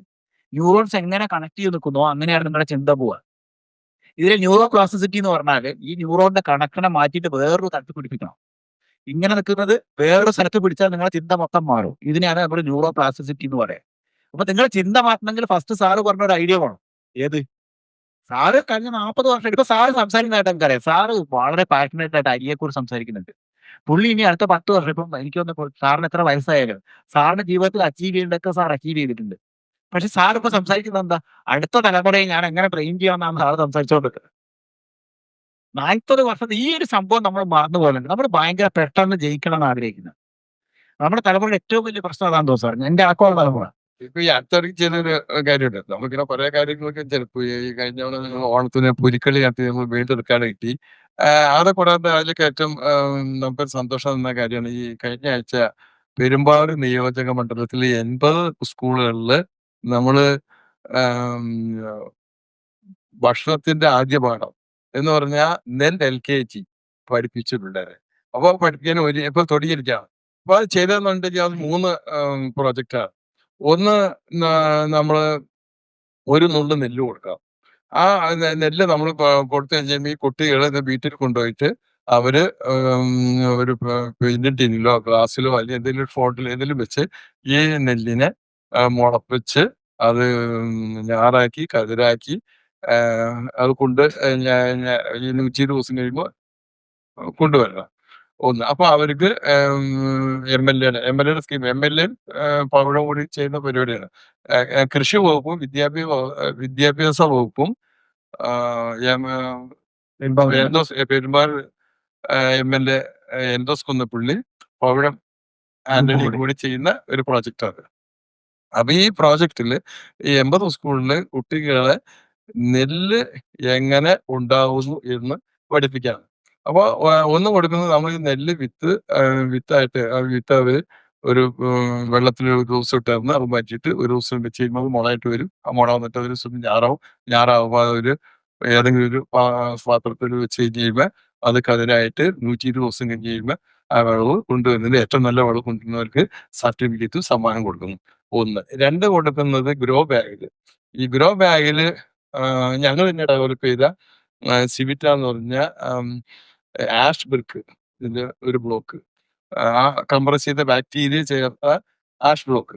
ഈ ആഷ് ബ്ലോക്ക് ഇന്ന് സോളിഡ് നമുക്ക് സോളിഡ് വെള്ളത്തിൽ ലയിച്ചു ചേരുന്ന രീതിയിലുള്ള സിലിക്കേറ്റാണ് ഇതിനകത്ത് വരുന്നത്. സോളിഡ് ആയിട്ടുള്ള അപ്പൊ ഈ സിലിക്കേറ്റ് ഉള്ള ബാക്ടീരിയയുടെ കൂടെ ആഡ് ചെയ്തിട്ട് ഈ ചെടി വലിച്ചെടുക്കാവുന്ന രീതിയിലുള്ള ബാക്ടീരിയ ആഡ് ചെയ്തു. ഈ ബാക്ടീരിയ ആഡ് ചെയ്ത ഈ ബ്ലോക്ക് ഞങ്ങൾ റെഡി ആയെന്ന് പറഞ്ഞിട്ട് അപ്പൊ അടുത്ത പ്രാവശ്യം ഞങ്ങൾ ആ സ്ഥലങ്ങളിലേക്ക് ഞങ്ങൾ വ്യാപിപ്പിക്കും. ഞങ്ങൾ ഇതിനകത്ത് കൊടുക്കുന്ന വിത്ത്, വളം, ഇതിന് പിന്നെ വേണ്ട പരിപാലനത്തിന് വേണ്ടുള്ള എല്ലാ അഡ്വൈസും ഇൻസ്ട്രക്ഷൻസ്. അല്ല അതല്ലേ അതിനകത്ത് സെന്റ് എന്ന് പറയുന്നത് വളരെ കുറവാണ്. പക്ഷെ നിങ്ങൾ എപ്പോഴും പരസ്യത്തെ നിങ്ങൾ എങ്ങനെ ആളുകളുടെ ടച്ച് പോയിന്റ്സ് ആയിട്ട് ബിൽഡ് ചെയ്യുന്നത് ഏത് ബിസിനസ്, അത് പവിഴം ബിസിനസ് മാത്രമൊന്നുമല്ല കേട്ടോ. പക്ഷെ നമ്മൾ ചെയ്യുന്ന ബിസിനസ്സിലും നിങ്ങൾ ചെയ്യുന്ന ബിസിനസ്സിലും ചെയ്യാൻ പറ്റും. അപ്പൊ എപ്പോഴും നിങ്ങൾ ഈ ആംഗിൾ ചിന്തിക്കുക എന്നുള്ളത് ക്രിട്ടിക്കലാണ്. അപ്പൊ ഇതിന്റെ സോഷ്യൽ ആയിട്ടുള്ള റെസ്പോൺസിബിലിറ്റി. ഇനി അത് ക്വസ്റ്റ്യൻ റൈസ് നമ്മൾ സ്ഥിരം കഴിക്കുന്ന സോഷ്യൽ മീഡിയയിൽ അമിതാകാരം കഴിക്കുന്നത് നല്ലതല്ല. അപ്പൊ ആ ആംഗിളിൽ എടുക്കുമ്പോൾ റൈസ്, വീറ്റ് ഇതെല്ലാം കാർബോഹൈഡ്രേറ്റുകളാണ് ഇതെല്ലാം. അപ്പൊ ഈ നമ്മൾ ചിലവര് പറയും അരിക്ക് പകരം ചപ്പാത്തി ഈ ഗോതമ്പ് പൊടി. അപ്പൊ ഇതിനകത്തുള്ള അവിടെ കാണുന്ന ഒരു കാര്യത്തിൽ ചപ്പാത്തി ആകുമ്പോൾ ചെറിയ ക്വാണ്ടിറ്റിയേ വരുന്നുള്ളൂ. അരി നമ്മളൊരു ശീലമാക്കണമെന്ന് നമ്മളൊരു പ്ലേറ്റിൽ നല്ലൊരു ക്വാണ്ടിറ്റി വെക്കും. അതാണ് അവിടെ വരുന്ന ഒരു വ്യത്യാസം. അപ്പൊ ഇങ്ങനത്തെ ഉള്ള കാര്യം നിൽക്കുന്നത്. പിന്നെ ഈ അരിയുടെ കണ്ടമാനം അരി ചോറ് കഴിക്കുന്നത് കൊണ്ടാണ് ഈ കാർബോഹൈഡ്രേറ്റ്. ഇത് ഗോതമ്പിൽ കാർബോഹൈഡ്രേറ്റ് തന്നെയാണ് രണ്ടിലും. അപ്പൊ ഗോതമ്പ് നല്ലതാണെന്ന് പറയാൻ പറ്റില്ല. അത് കുറച്ച് കഴിക്കുന്നത് കൊണ്ടാണ് അത് നല്ലതെന്ന് പറയണത്. ഈ അരി കുറച്ച് കഴിച്ചു വെച്ചാൽ മതി. അരി കുറച്ച് കഴിക്കാനായിട്ട് കുറച്ചുകൂടെ ടിപ്സ് ഉണ്ട്. ഇന്നിപ്പോ ആളുകളുടെ ഒരു ശീലം അരി ശരിക്കും കഴിക്കേണ്ട വിധത്തിൽ നിന്ന് വരെ മാറിപ്പോയി. അരി ശരിക്കും തവിടുള്ള അരിയാണ് കഴിക്കേണ്ടത്. ഇതിവിടെ ഈ അരി പോളിഷ് ചെയ്ത് ഒരു ലൈറ്റ് വര നിർത്തിയിട്ട് ഈ മട്ടേരി ആണെന്ന് മാത്രം ബോധ്യപ്പെട്ടാൽ മതി എന്നുള്ള ഒരു ആറ്റിറ്റ്യൂഡിലേക്ക് ആൾക്ക് എല്ലാം വെളുത്തതാണ് നല്ലതെന്നുള്ള ഒരു ചിന്താഗതി, ആ വെളുപ്പിനോടുള്ള അട്രാക്ഷൻ ഭക്ഷണ ശീലത്തിലേക്കും വന്നു. ഇത് നമ്മുടെ ആരോഗ്യത്തിനെ ചെറുതായിട്ട് ബാധിക്കുന്ന ഒരു കാര്യമാണ്. അപ്പൊ നമ്മളിനി ശ്രദ്ധിക്കേണ്ടത് തവിടുള്ള അരിയാണ് കഴിക്കേണ്ടത്. തവിടുള്ള അരിയിൽ നമുക്ക് നല്ല ഫൈബർ ഉണ്ട്. അതില് ആ ഫൈബറിൽ ശരിക്കും ഓയിലിന്റെ അംശമുണ്ട്. ഇത് റൈസ് ബ്രാൻ ഓയിൽ കഴിക്കുന്നുണ്ട്. അതിൽ ഹൊറിസോൾ, റെസിസിൻ ഇങ്ങനെയുള്ള ആന്റി ഓക്സിഡന്റുകൾ ഇതിലുണ്ട്. ഇതൊക്കെ നമ്മുടെ ശരീരത്തിലെ പല രോഗങ്ങൾ പ്രതിരോധിക്കുന്ന ഇത് അതിൻ്റെ അകത്ത് ഈ വിറ്റാമിനുകൾ ഇതിൻ്റെ അകത്ത് അടങ്ങി തവിടിൽ അടങ്ങിയിട്ടുണ്ട്. അപ്പൊ തവിടുള്ള അരിയാണ് അതുകൊണ്ട് കഴിക്കേണ്ടത്. ഫൈബറും വിറ്റാമിനും അടങ്ങിയ ഈ തവിടുള്ള അരിയാണ് എല്ലാവരും കഴിക്കേണ്ടത്. അപ്പൊ ഈ തവിട് നിൽക്കുന്നത് കാണാൻ ഒരു ചേരുവറുണ്ടാവും, അല്ലെങ്കിൽ പ്ലേറ്റിൽ വെക്കുമ്പോൾ ഒരു ആ ശീലം നമ്മൾ മാറ്റി തവിടുള്ള അരി കഴിക്കുക. അത് കുറച്ച് കഴിച്ചാലും മതി എന്നുള്ളതാണ് എൻ്റെ അഭിപ്രായം. Any other question?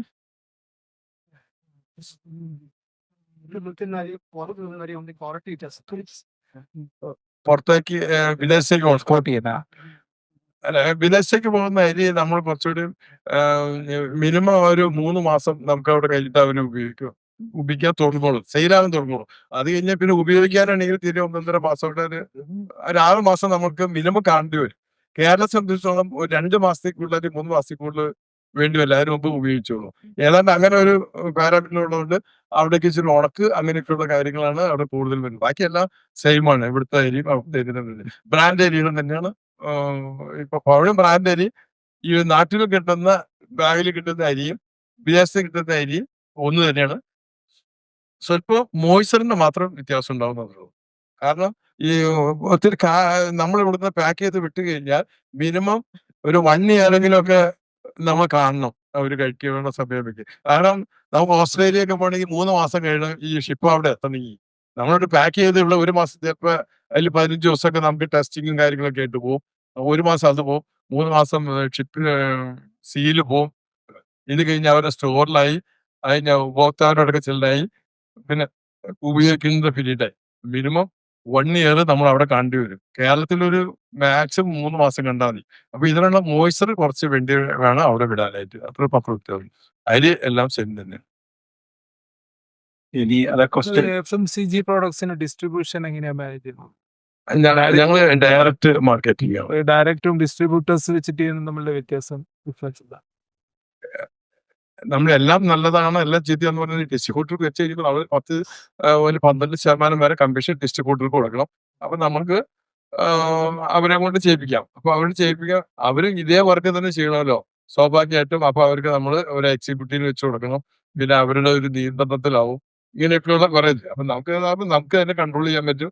ഡയറക്റ്റ് കൊടുക്കും. പേയ്മെന്റ്സ് ഒക്കെ പേയ്മെന്റ് നമ്മൾ റെഡി പേയ്മെന്റ് ആണ്. അപ്പൊ ഡിസ്ട്രിബ്യൂട്ടർ ആണെങ്കിലും നമ്മള് ഡയറക്റ്റ് കൊടുക്കുമ്പോഴാണെങ്കിലും അങ്ങനെ തന്നെ ഡിസ്ട്രിബ്യൂട്ടർക്ക് നമ്മൾ കുറച്ച് വരാം. വളരെ അതർ സ്റ്റേറ്റുകളിലും പുറം രാജ്യങ്ങളിലും എബ്രോഡും ഉള്ളത് മാത്രമാണ് ഡിസ്ട്രിബ്യൂഷന്മാര് 100% zero credit. അല്ല,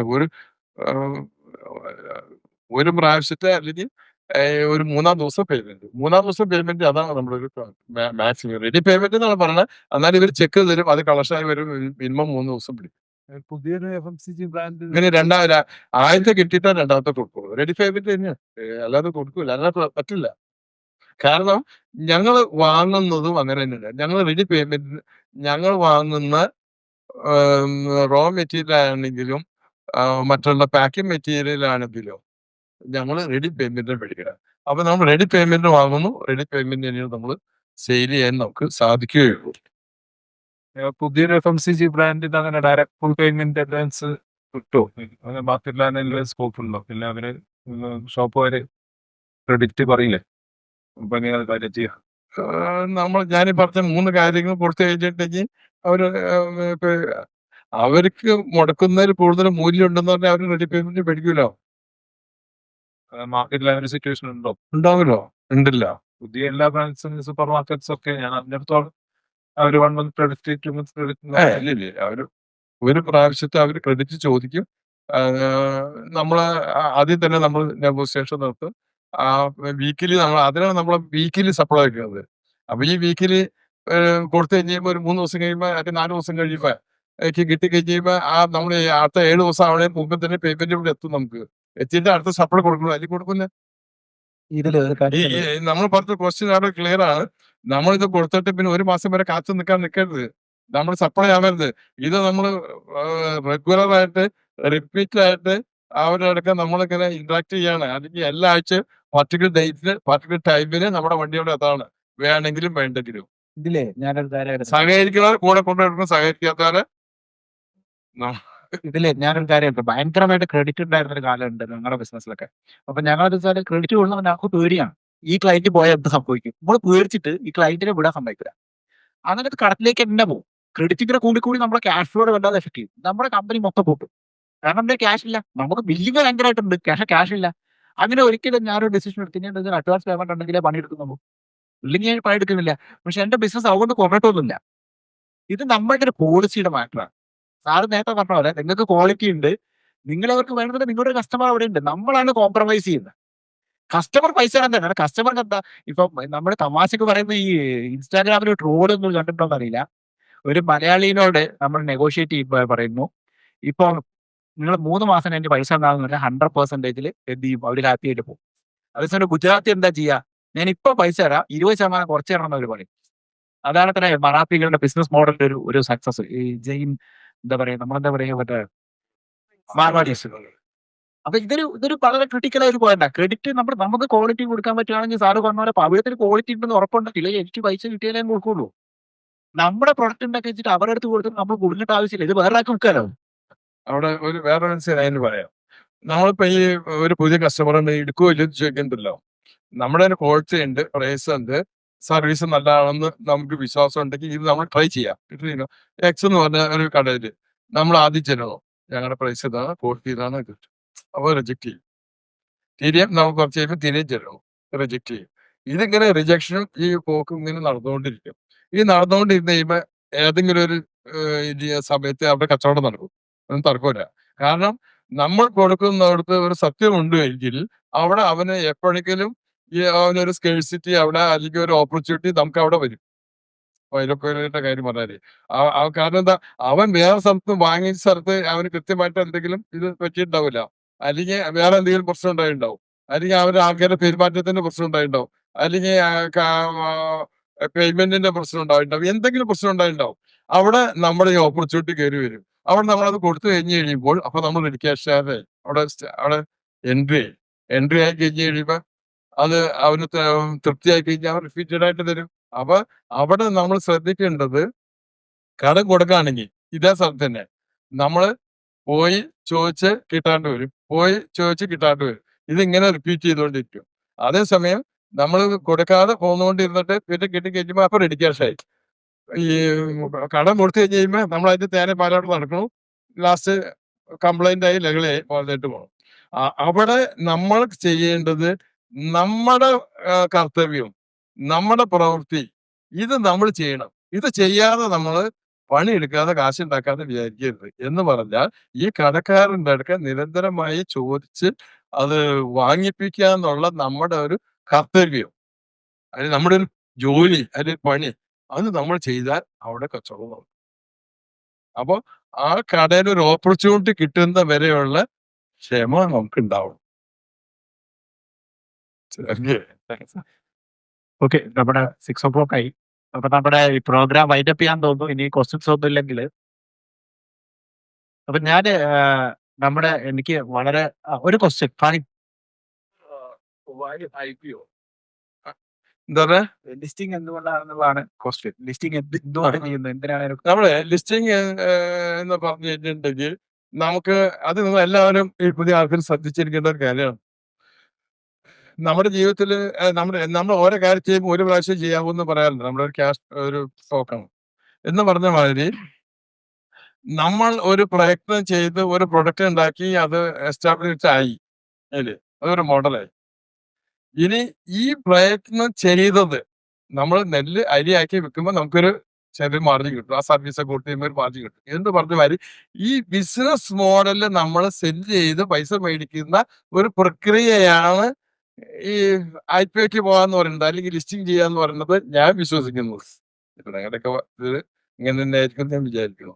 അപ്പൊ ഇവിടെ നമ്മൾക്ക് ഒരു സാധനം വിനിമയം നടത്തുന്ന ലാഭത്തിന്റെ കൂട്ടത്തിൽക്കൂടെ നമ്മൾ ഒത്തിരി വർഷങ്ങളായിട്ട് ഉണ്ടായിരുന്ന പ്രയത്നം അതൊരു ബ്രാൻഡാണെന്ന് പറയും. ആ ബ്രാൻഡിനെ മറ്റുള്ള ആ ഓപ്പർച്യൂണിറ്റിയിൽ വേറൊരാൾക്ക് സെല്ല് ചെയ്യുമ്പോൾ കിട്ടുമ്പോൾ നമുക്ക് അധിക മൂല്യം കിട്ടുന്നു. നമ്മൾ അരി കൺവേർഷൻ എഴുതി കിട്ടുമ്പോൾ ഒരു മാർജിൻ, അത് വാല്യൂ അഡീഷൻ നടത്തുമ്പോൾ ഒരു മാർജിൻ.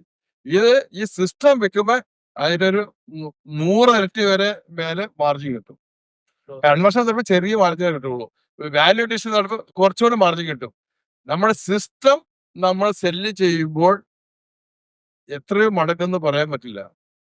അതാണല്ലോ നമുക്കൊരു ഉദാഹരണം പറഞ്ഞു കഴിഞ്ഞിട്ടുണ്ടെങ്കിൽ ഈസ്റ്റേൺ വിറ്റ് എത്ര ആയിരം കോടിക്കാ അവര് വിറ്റത്. വലിയ 2000, 3000, 6000 കോടിക്കാണ് വിൽക്കുന്നത്. അവര് അസറ്റ് വാല്യൂഷൻ നോക്കി കഴിഞ്ഞാൽ എത്ര ഉണ്ടാവും? 1000-ന് താഴെ ഉണ്ടാവും. അറിയത്തില്ലേ? പിന്നെ അവർക്ക് മെക്കോർമിക്ക് ഇതിനകത്തുള്ള 10% ഷെയർ. അപ്പൊ ആ കിട്ടുന്ന ഇതിന് ഈ സമയത്ത് തന്നെ ഇവര് ഈ കറി പൗഡർ വിറ്റ് അവർക്ക് ലാഭമുണ്ട്. ഇത് കൂടാതെ ആ സിസ്റ്റം സെല്ല് ചെയ്തിട്ട് വിൽക്കുന്നതാണ് നേരം. ആ സിസ്റ്റം സെല്ല് ചെയ്യണമെങ്കിൽ നമ്മുടെ നടക്കുന്ന എല്ലാ കാര്യങ്ങളും സുതാര്യമായിരിക്കണം. നമ്മൾ നടക്കുന്ന എല്ലാ പ്രവൃത്തികളും സുതാര്യമായിരിക്കണം. അത് മൂന്നാമത്തെ ഒരു വ്യക്തിക്ക് വളരെ ട്രാൻസ്പെറന്റ് ആയിട്ട് മനസ്സിലാക്കാൻ സാധിക്കണം. അപ്പോഴാണ് അവരിലേക്ക് ഇൻവെസ്റ്റ് ചെയ്യുള്ളൂ. ഇതാണ് ശ്രദ്ധിക്കേണ്ടത്. അത് ഫണ്ട് റൈസിങ്ങിന് വേണ്ടിയിട്ടാണോ എക്സിറ്റിന് വേണ്ടിയിട്ടാണോ? രണ്ടിനും എല്ലാം തന്നെ പറയാം. നമ്മളിപ്പോ കാശ് ഉണ്ടാക്കാൻ വേണ്ടിയിട്ട് അല്ല അതെ, വളരെ പറ്റിയ സാറ് പറഞ്ഞത്. സാറ് കഴിഞ്ഞ 40 വർഷം എടുത്ത എഫേർട്ട് അല്ലെങ്കിൽ 50 വർഷം എടുത്ത എഫേർട്ടിന് വാല്യൂ ആയിട്ട് കൺവേർട്ട് ചെയ്തിട്ട് ആ പൈസ എടുത്തിട്ട് എന്ത് ചെയ്യും? Maybe he will be reinvesting in some other business. അതിന് ഞാൻ എന്റെ ഭാഷയിൽ പറയുകയാണെങ്കിൽ കോമ്പൗണ്ട് ഇൻട്രസ്റ്റ് എന്ന് പറയും. ഈ നേവൽ ഡെലിഗാർഡ് പോലുള്ള ആളുകൾ ഇതിനെ ലൈഫിലെല്ലാം കോമ്പൗണ്ട് ഇൻട്രസ്റ്റ് ആണെന്ന് പറയുന്നുണ്ട്. അത് വളരെ ക്രിട്ടിക്കൽ. സാർ ആ ഭാഷ പറയാത്തത് അക്കാര്യം ഫിലോസഫിക്കലി പറയുകയാണെങ്കിൽ കോമ്പൗണ്ട് ഇമ്പാക്ട് ആണ്. കഴിഞ്ഞ 40 വർഷം സാർ ഉണ്ടാക്കിയ പരിപാടി എന്ത് ചെയ്യും? ആ 40 വർഷത്തിന്റെ എഫേർട്ടിനെ 1000, 1500, 2000 കോടിയായിട്ട് എന്ത് ചെയ്യും? സാർ ഒരുമിച്ച് തിരിച്ചെടുക്കും. നമ്മൾ എന്താ ചെയ്യുക? ഇന്ന് രാവിലെ ഞാൻ എന്ത് ചെയ്യും? എല്ലാം തിരിച്ചെടുത്ത് വീട്ടിൽ കൊണ്ടുവെക്കാൻ ആഗ്രഹിക്കുന്ന ആളുകളാണ്. 40 വർഷം പണിയെടുക്കുമ്പോൾ ആ 40 വർഷത്തിന്റെ വാല്യൂ ഒരു പോയിന്റിൽ വിഡ്രോ ചെയ്യാൻ ഉദ്ദേശിക്കുന്നു. ഇന്നലെ റിപ്പോർട്ട് ടി വി ഒക്കെ വാർത്ത ചെയ്തൊരു വാർത്തയുണ്ട്. എനിക്കൊരു ജിൻഡന്റെ മറ്റൊരു ഓഹരി വാങ്ങി, അച്ഛന വാങ്ങി. എന്നിട്ട് ഈ ഓഹരി സർട്ടിഫിക്കറ്റ് മിസ്സായിപ്പോയി. 30 വർഷത്തിന് ശേഷം ഈ ഓഹരി സർട്ടിഫിക്കറ്റ് എന്ത് അറിയാണ്ട് ഈ മോന് കിട്ടി. അന്ന് ആ ഓഹരിയുടെ വില 80 കോടി രൂപയാണ്. അന്ന് 600 രൂപയ്ക്ക് 700 രൂപയ്ക്കാണ് ആക്ച്വലി ഈ ഓഹരി സർട്ടിഫിക്കറ്റ് ഒറിജിനലി വാങ്ങി. ചെറിയ ഷെയറേ ഉള്ളൂ. പക്ഷെ അന്ന് 30 വർഷം ഈ സാധനം കാണാതെ പോയിട്ട്. ഇതാണ് സാറ് 30 വർഷം സാറ് 30 വർഷം എടുത്ത പണിയുടെ എഫക്റ്റിന് എന്ത് ചെയ്യാണ്? വിഡ്രോ ചെയ്തിട്ട് സാർ ചിലപ്പോൾ നാളെ അത് വേറെ പല ബിസിനസ്സിലേക്ക് ഇൻവെസ്റ്റ് ചെയ്യും അല്ലേ? പുതിയ ഇന്നോവേഷൻസിലേക്ക് ഇൻവെസ്റ്റ് ചെയ്യും. ഇതാണ് IPOയുടെ ആക്ച്വൽ കോൺസെപ്റ്റ്. എന്താ പറയാ? എക്സിറ്റ് എന്നുള്ളത് കോൺസെപ്റ്റ് ഇല്ല. ഇല്ല. നമ്മള് ഈ ജീവിതകാലം വരെ നമുക്ക് ഒരു സന്തോഷം നൽകുന്നത് നമ്മൾ എന്തെങ്കിലും ചെയ്തുകൊണ്ടിരിക്കുന്നോർത്താണ്. നമ്മൾ വെറുതെ ഇരുന്ന ശരിയാവില്ലല്ലോ. വെറുതെ ഇരുന്നാൽ നമ്മളെ മോശമായി പോകും. വെറുതെ ഇരിക്കരുത്. ലൈഫിന്റെ പർപ്പസ് ആയിട്ട് കാണുന്നുണ്ടോ? ലൈഫിന്റെ പർപ്പസ് ആയിട്ട് കാണുന്നത് എപ്പോഴും എന്തെങ്കിലും അച്ചീവ്മെന്റ് ആഗ്രഹിക്കുമോ? കിട്ടിയില്ലെങ്കിലും കുഴപ്പമില്ലാന്ന് തൃപ്തിയായിട്ട് ജീവിക്കും. Thank you so much. അപ്പൊ എനിക്ക് നമ്മളുടെ കൂടെ ഇന്ന് കുട്ടി സാറുണ്ട്. അപ്പൊ കുട്ടി സാറിന് എനിക്ക് 2 വാക്ക് പറയാനും പിന്നെ നമ്മുടെ പവിഴ ആന്റണി സാറിന്റെ ഒരു ഗിഫ്റ്റ് ഞങ്ങളുടെ പേരിൽ ബ്രാൻഡ് സാബിയുടെ പേര്. അപ്പൊ കുട്ടി സാറിനെ നിങ്ങൾക്ക് പലർക്കും അറിയാത്തതുകൊണ്ടാണ്. ഞാന് കേരളത്തില് ഒരു കഴിഞ്ഞ 15 വർഷമായിട്ട് ഞാനിവിടെ ഈ ഇൻഡസ്ട്രി തുടങ്ങിയ കാലം മുതൽ എന്ത് PR സംഭവം ഉണ്ടെങ്കിലും അല്ലെങ്കിൽ മീഡിയനെ കുറിച്ച് അറിയണമെന്നുണ്ടെങ്കിൽ ഞാൻ കുട്ടി സാറിനെ വിളിക്കുള്ളൂ. കാരണം കേരളത്തില് വളരെ ആധികാരികമായിട്ട് ഈ വിഷയത്തിൽ സംസാരിക്കാൻ നമുക്ക് പറ്റിയ ഒരേ ഒരാൾ കുട്ടി സാറാണെന്ന് എനിക്ക് തോന്നിയിരുന്നത്. ഞാൻ പിന്നെ കേരളത്തിൽ ഒരുപാട് PR-കാരുണ്ട്. വളരെ മോശം PR-കാർ മാത്രമുള്ള ഒരു സ്ഥലമാണ് കേരളം എന്നുള്ള പൊതു അഭിപ്രായമുള്ള ഒരു മനുഷ്യനാണ് ഞാൻ. കാരണം PR ഇതുവരെ അതിന്റെ പ്രോപ്പർ ഫോമിലേക്ക് കേരളത്തിൽ വളർന്നിട്ടില്ല. പക്ഷെ കുട്ടി സാർ സൗഭാഗ്യ കുട്ടി എന്നാണ് അറിയപ്പെടുന്നത്. ഇപ്പൊ സാറിന്റെ പേര് കുറച്ചൊക്കെ മാറിയിട്ടുണ്ട്. ഇപ്പം വായിൽ കൊള്ളാത്തൊരു പേരാണ്. ആ പേര് സാറ് പറയും. അപ്പൊ സ്വാഭാവികമായിട്ട് സൗഭാഗ്യ കുട്ടി സാറിനാണ് ഇപ്പോഴും എന്റെ മനസ്സിലുള്ളത്. കേരളത്തിലെ എല്ലാ IPO-ന്റെയും PR ഒരുപക്ഷെ ചെയ്തിട്ടുള്ള കേരളത്തിലെ IPO PR-ന്റെ സ്പെഷ്യലിസ്റ്റുകളുള്ള ഒരാളാണ്. അതേപോലെ പ്രോപ്പർ ആയിട്ട് ഒരു ബ്രാൻഡ് ഇപ്പൊ കഴിഞ്ഞ ദിവസം ഞാനൊരു നാഷണൽ PR-ന് വേണ്ടിയിട്ട് സാറിനെ വിളിച്ചു. അപ്പൊ സാറിന് അത് വെച്ചാൽ എനിക്കറിയാം കേരളത്തിൽ അവരെനിക്ക് ഡൽഹിയിൽ നിന്ന് ഒരു ഏജൻസി കൊടുത്ത ഒരു പ്രപ്പോസൽ കണ്ടപ്പോൾ എനിക്ക് തോന്നി കേരളത്തിലെ ഒരാളെ നമുക്ക് വിശ്വസിക്കാത്തതുകൊണ്ട് മാത്രമാണ്.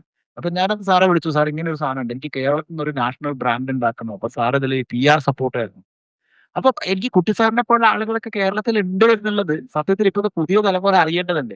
കാരണം അനുഭവം എന്ന് പറയുന്ന ഒരു സാധനം ഉണ്ടല്ലോ. കേരളത്തിൽ എനിക്ക് തോന്നുന്നു 30 വർഷമായിട്ട് കേരളത്തിലെ ഇന്ത്യയിലെ മുഴുവൻ നഗരങ്ങളിലും PR ചെയ്തിട്ടുള്ള വളരെ അപൂർവം കേരളത്തിൽ ജീവിച്ചിരിക്കുന്ന ആളുകളിൽ ഒരാളാണ്. കേരളത്തിൽ PR വളരെ കുറച്ചേ ഉള്ളൂ കേട്ടോ.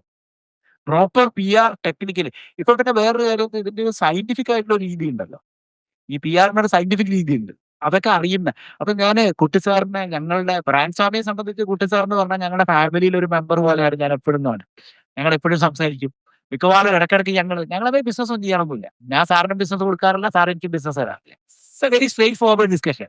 സാറിന് ഞാൻ കൊടുക്കണമെങ്കിൽ അത് ചിലപ്പോൾ നടക്കുവാന്നില്ല. ഞാനിപ്പോ സാറിന് ബിസിനസ് കൊടുക്കണം ആഗ്രഹിച്ചിട്ട് കാര്യമൊന്നുമില്ല. ഇതിപ്പോ നടക്കൂല. പക്ഷെ still we keep the relation for our knowledge sharing. അപ്പൊ ഞാൻ ഒരു 2 വാക്ക് നമ്മുടെ ഇവിടെ വന്നിട്ടുള്ള ആളുകളോട് സംസാരിക്കാനും, അതേപോലെ ഞങ്ങളുടെ ഒരു ഗിഫ്റ്റ് ആഡ്രസ് വളരെ ചെറിയൊരു ഗിഫ്റ്റാണ്. ഗിഫ്റ്റിലല്ലല്ലോ കാര്യം അല്ലേ?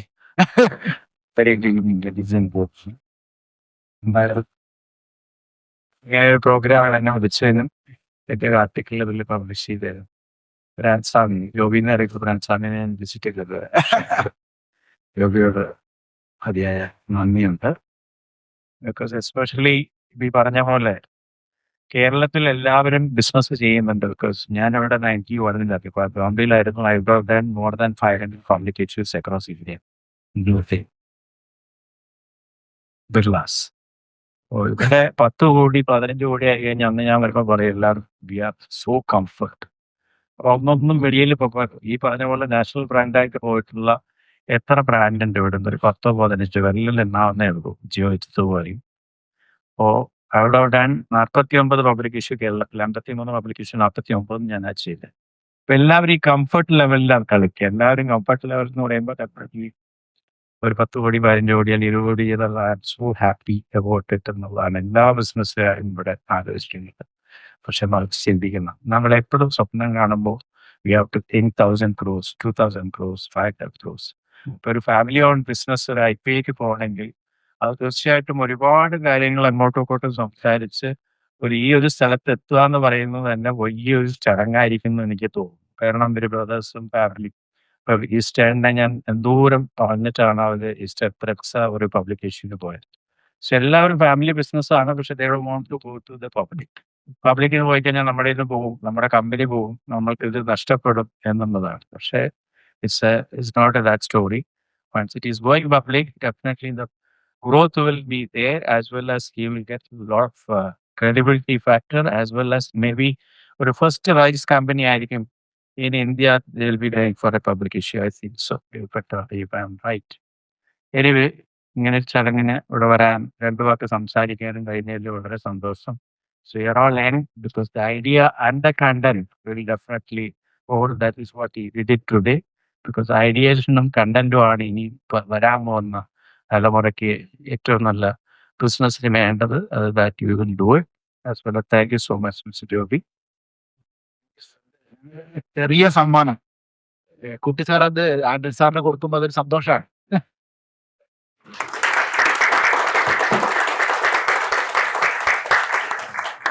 നമ്മൾ ഈ പരിപാടി ഇവിടെ വൈൻഡപ്പ് ചെയ്യുകയാണ്. ഇതിന്റെ ഒഫീഷ്യൽ ആയിട്ടുള്ള നന്ദി പറച്ചിലൊന്നും ഞാൻ നേരത്തെ പറഞ്ഞ പോലെ ഞാൻ നിൽക്കില്ല. ഇത് എന്നെ സംബന്ധിച്ച് ഇവിടെ ഇവന്റ് നടത്താനുള്ള പരിപാടിയൊന്നുമില്ല. ഞാനൊരു ഇവന്റ് മാനേജ് കമ്പനി നടത്താത്തതുകൊണ്ട് തന്നെ ഇവിടെ ഞാനൊരു MC-നെ പോലും വിളിച്ചത് എന്റെ കൂട്ടത്തിൽ ഒരാൾ തന്നെ അവതരിപ്പിക്കണം എന്ന് എനിക്ക് വാശിയുണ്ടായിരുന്നു. ഓക്കെ, അപ്പൊ നമ്മൾ ഫ്യൂച്ചറിലും ഇങ്ങനെ പരിപാടികളായിട്ട് നമ്മൾ കൂടുതൽ അറിവുണ്ടാക്കാം. ഞാനിപ്പോ ഇവിടെ വന്നത് എനിക്ക് 10 പേരെ കാണാം. ഇപ്പം കൂടുതൽ ആളുകളെ പരിചയപ്പെടാൻ പറ്റിയ ഇൻഡസ്ട്രി മാത്രമേ ഇതിലുള്ളൂ. അപ്പൊ എന്നോട് ഫേസ്ബുക്കിൽ ഒരാൾ ചാറ്റ് ചെയ്തു, നിങ്ങൾ 2000 രൂപ വാങ്ങുമ്പോൾ അവിടുത്തെ ഫുഡിന് അതിനേക്കാൾ കൂടുതൽ പൈസ വരുമല്ലോ എന്നായിരുന്നു ക്വസ്റ്റ്യൻ.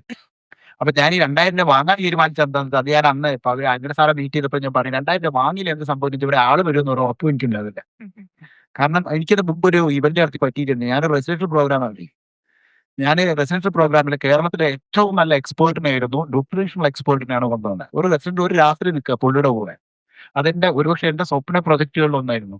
ഞങ്ങള് മനോരമയിൽ ഒരു പരസ്യം കൊടുത്തു, മനോരമയിൽ ഒരു ന്യൂസ് കൊടുത്തു. 50 പേര് രജിസ്റ്റർ ചെയ്തു, ഒറ്റ ആൾ വന്നില്ല. ഇവന്റിൽ ആരും വന്നില്ല. ഞങ്ങളുണ്ട്, ട്രെയിനേഴ്സുകളുണ്ട്. ഈ ട്രെയിനർ എന്ന് പറഞ്ഞാൽ ഒരുപക്ഷെ ഇന്ത്യയിൽ ഡോക്ടേഴ്സിന് ക്ലാസ് എടുക്കുന്ന ട്രെയിനറായിരുന്നു.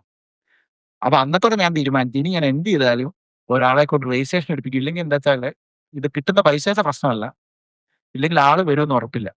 ഓക്കെ. പിന്നെ ഇതിനകത്ത് ഈ ഇവന്റ് നടത്തിയപ്പോൾ പല തെറ്റുകുറ്റങ്ങളും ഉണ്ടാവാം.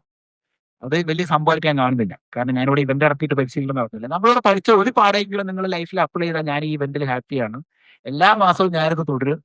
സാറിനെ പോലുള്ള ആളുകളുടെ കൂടെ എനിക്ക് കാണാൻ പറ്റുന്ന തന്നെ വലിയ കാര്യമായിട്ട് ഞാൻ കാണുന്നു. നമ്മുടെ പാരസിലുള്ള എല്ലാ സ്റ്റോറിയും ജെനുവിൻ ആയിട്ടുള്ള സ്റ്റോറി ആയതുകൊണ്ട് നിങ്ങൾക്ക് വായിക്കാം. ഇവരെയുള്ള ആളുകളെ നിങ്ങൾക്ക് പരിചയപ്പെടാം. ഒന്ന് QR കോഡിൽ സ്കാൻ ചെയ്താൽ മതി.